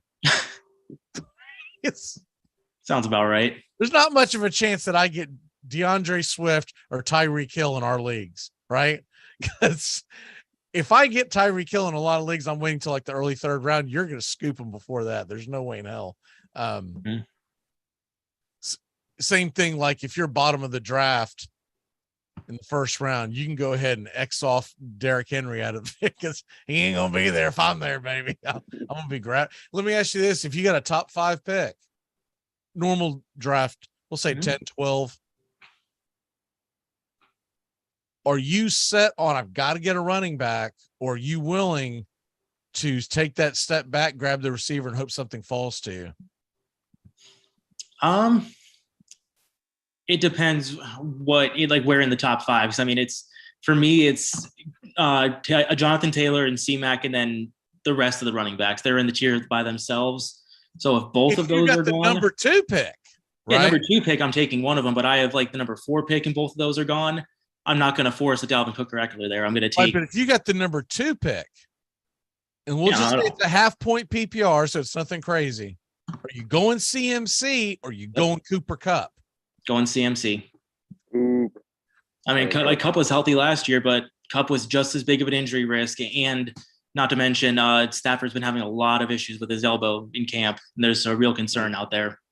I think I am too, just because I can convince myself that I can make up for receivers later in the draft. But if I take Cup and it goes up and down, let's say it's a 12-man draft, it goes up and down, what the hell is going to be left at running back for me? Exactly. At that point, I'm pigeonholed. I got to take a running back, because if I wait till the turn in round 3, let's say I'm sitting there with Cup and Tyreek Hill, and I'm all excited because my receivers are in place, and Nick takes the turn, and running back, I'm over there grabbing Miles Sanders. I'm like, oh, here we go. Here we go. I don't think it's that bad. You'd probably be sitting like the James Conner, actually Alvin Kamara right now. These running backs, I'm seeing more. It really depends on if you have a bunch of idiots in your league. If you have a bunch of idiots in your league, there might be some really good players available, because 3 tight ends and 4 quarterbacks have gone off the board. Yeah, I think that one league that I'm in with all the people that live in Tennessee, there's this one diehard Packer fan, and she loves Aaron Rodgers, and Aaron Rodgers undoubtedly gets drafted by her in the first couple of rounds, which is huge, because then we can all, because see, I don't have to worry about Devontae Adams getting drafted this year.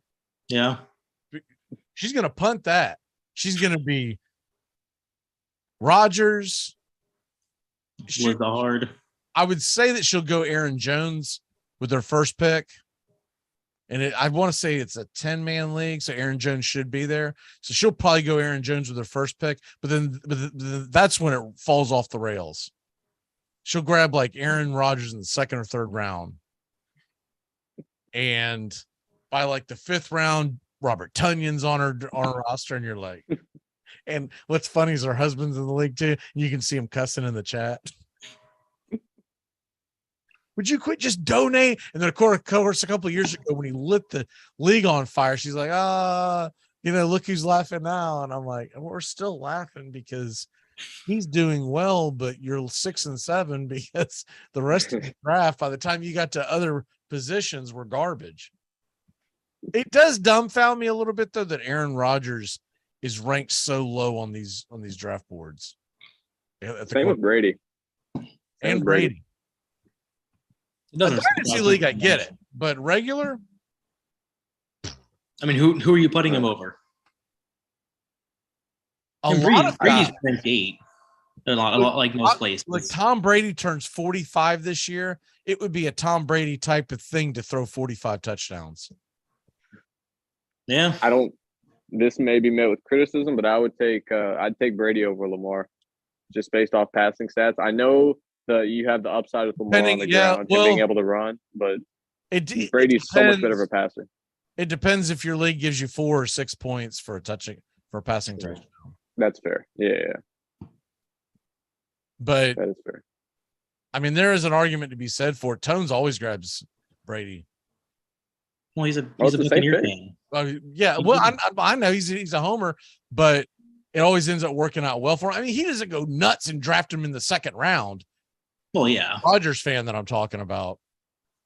But he'll draft him as his quarterback, sit back there in the weeds, grab him late in the draft. Meanwhile, he's loading up the rest of his team. I would take Brady over Jackson because if you put it to the fact of how early Jackson goes compared to how late Brady goes, you can build your team.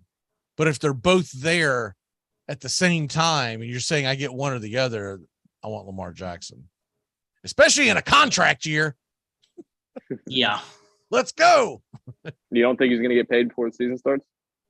I don't know. I would have thought that he would have gotten paid by now, wouldn't you? Mm-hmm. Yeah. I saw a report that I think he doesn't want to get paid now because he thinks he can make more next year if he has a good year. And obviously a lot of more quarterbacks going to get paid a lot more with Burrow and Herbert getting paid.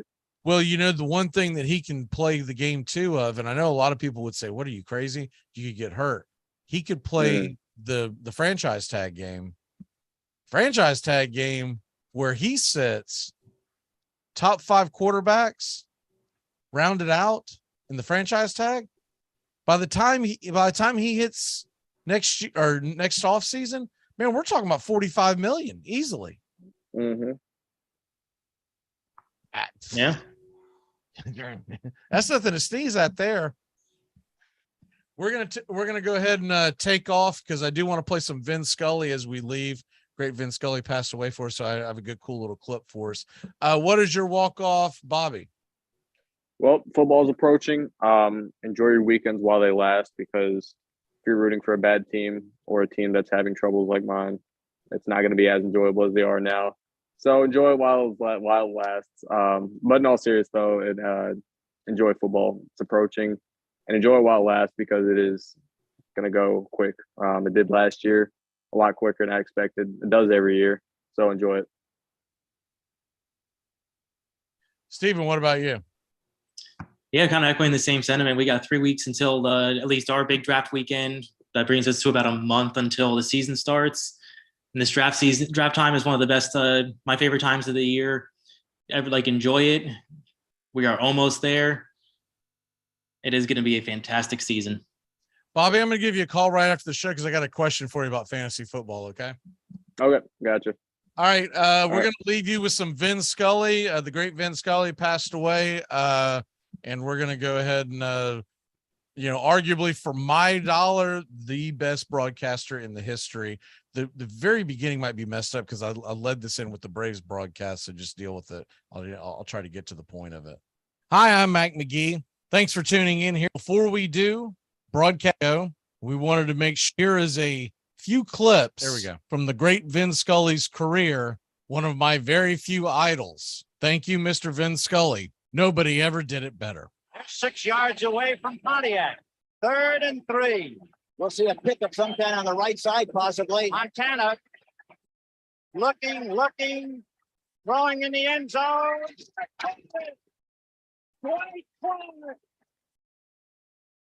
It's a madhouse at Candlestick with 51 seconds left.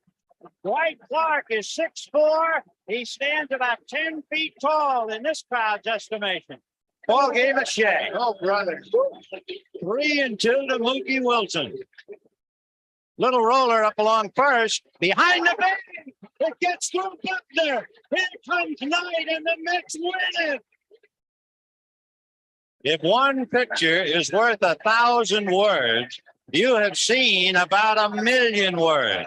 But more than that, you have seen an absolutely bizarre finish to Game 6 of the 1986 World Series. But the game right now is at the plate.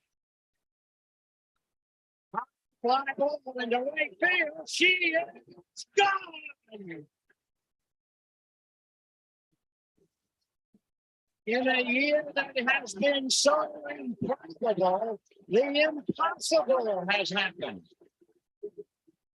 Fastball is a high going into the deep left center field. Buckner goes back to the fence. It is gone. A marvelous moment for baseball. What a marvelous moment for Atlanta and the state of Georgia. What a marvelous moment for the country and the world. A black man is getting a standing ovation in the Deep South for breaking a record of an all-time baseball idol. And it is a great moment for all of us, and particularly for Henry Aaron, who was met at home plate not only by every member of the Braves, but by his father and mother. He threw his arms around his father, and as he left the home plate area, his mother came running across the grass, threw her arms around his neck, kissed him for all she was worth. Tremendous strain and relief of what it must have been like to live with for the past several months. It is over. At 10 minutes after 9 in Atlanta, Georgia, Henry Aaron has eclipsed the mark set by Babe Ruth. The umpire just stood up and said goodbye. As I am saying goodbye, I have said enough for a lifetime. And for the last time, I wish you all a very pleasant good afternoon. Goodbye, sweetheart. It's time to go. We're back tomorrow with another show. Well, unless we're fired, we'll talk to you then. Goodbye, sweetheart. Goodbye. Goodbye. Guys and gals, it's time to go. We'll see you on the next show. Same bat time, same bat channel. Thanks for listening to the Armchair Quarterbacks on these CBS Sports affiliates and catching the show on YouTube Live. The Armchair Quarterbacks bring you Braves Country Baseball every Tuesday and Friday night, play-by-play with Mac McGee. Find Armchair Quarterbacks on YouTube Live today. Please subscribe and share and take us everywhere you go. The Armchair Quarterbacks, your first choice for Southern sports talk, live from the First Coast. Gonna get another cigarette, please. Can I get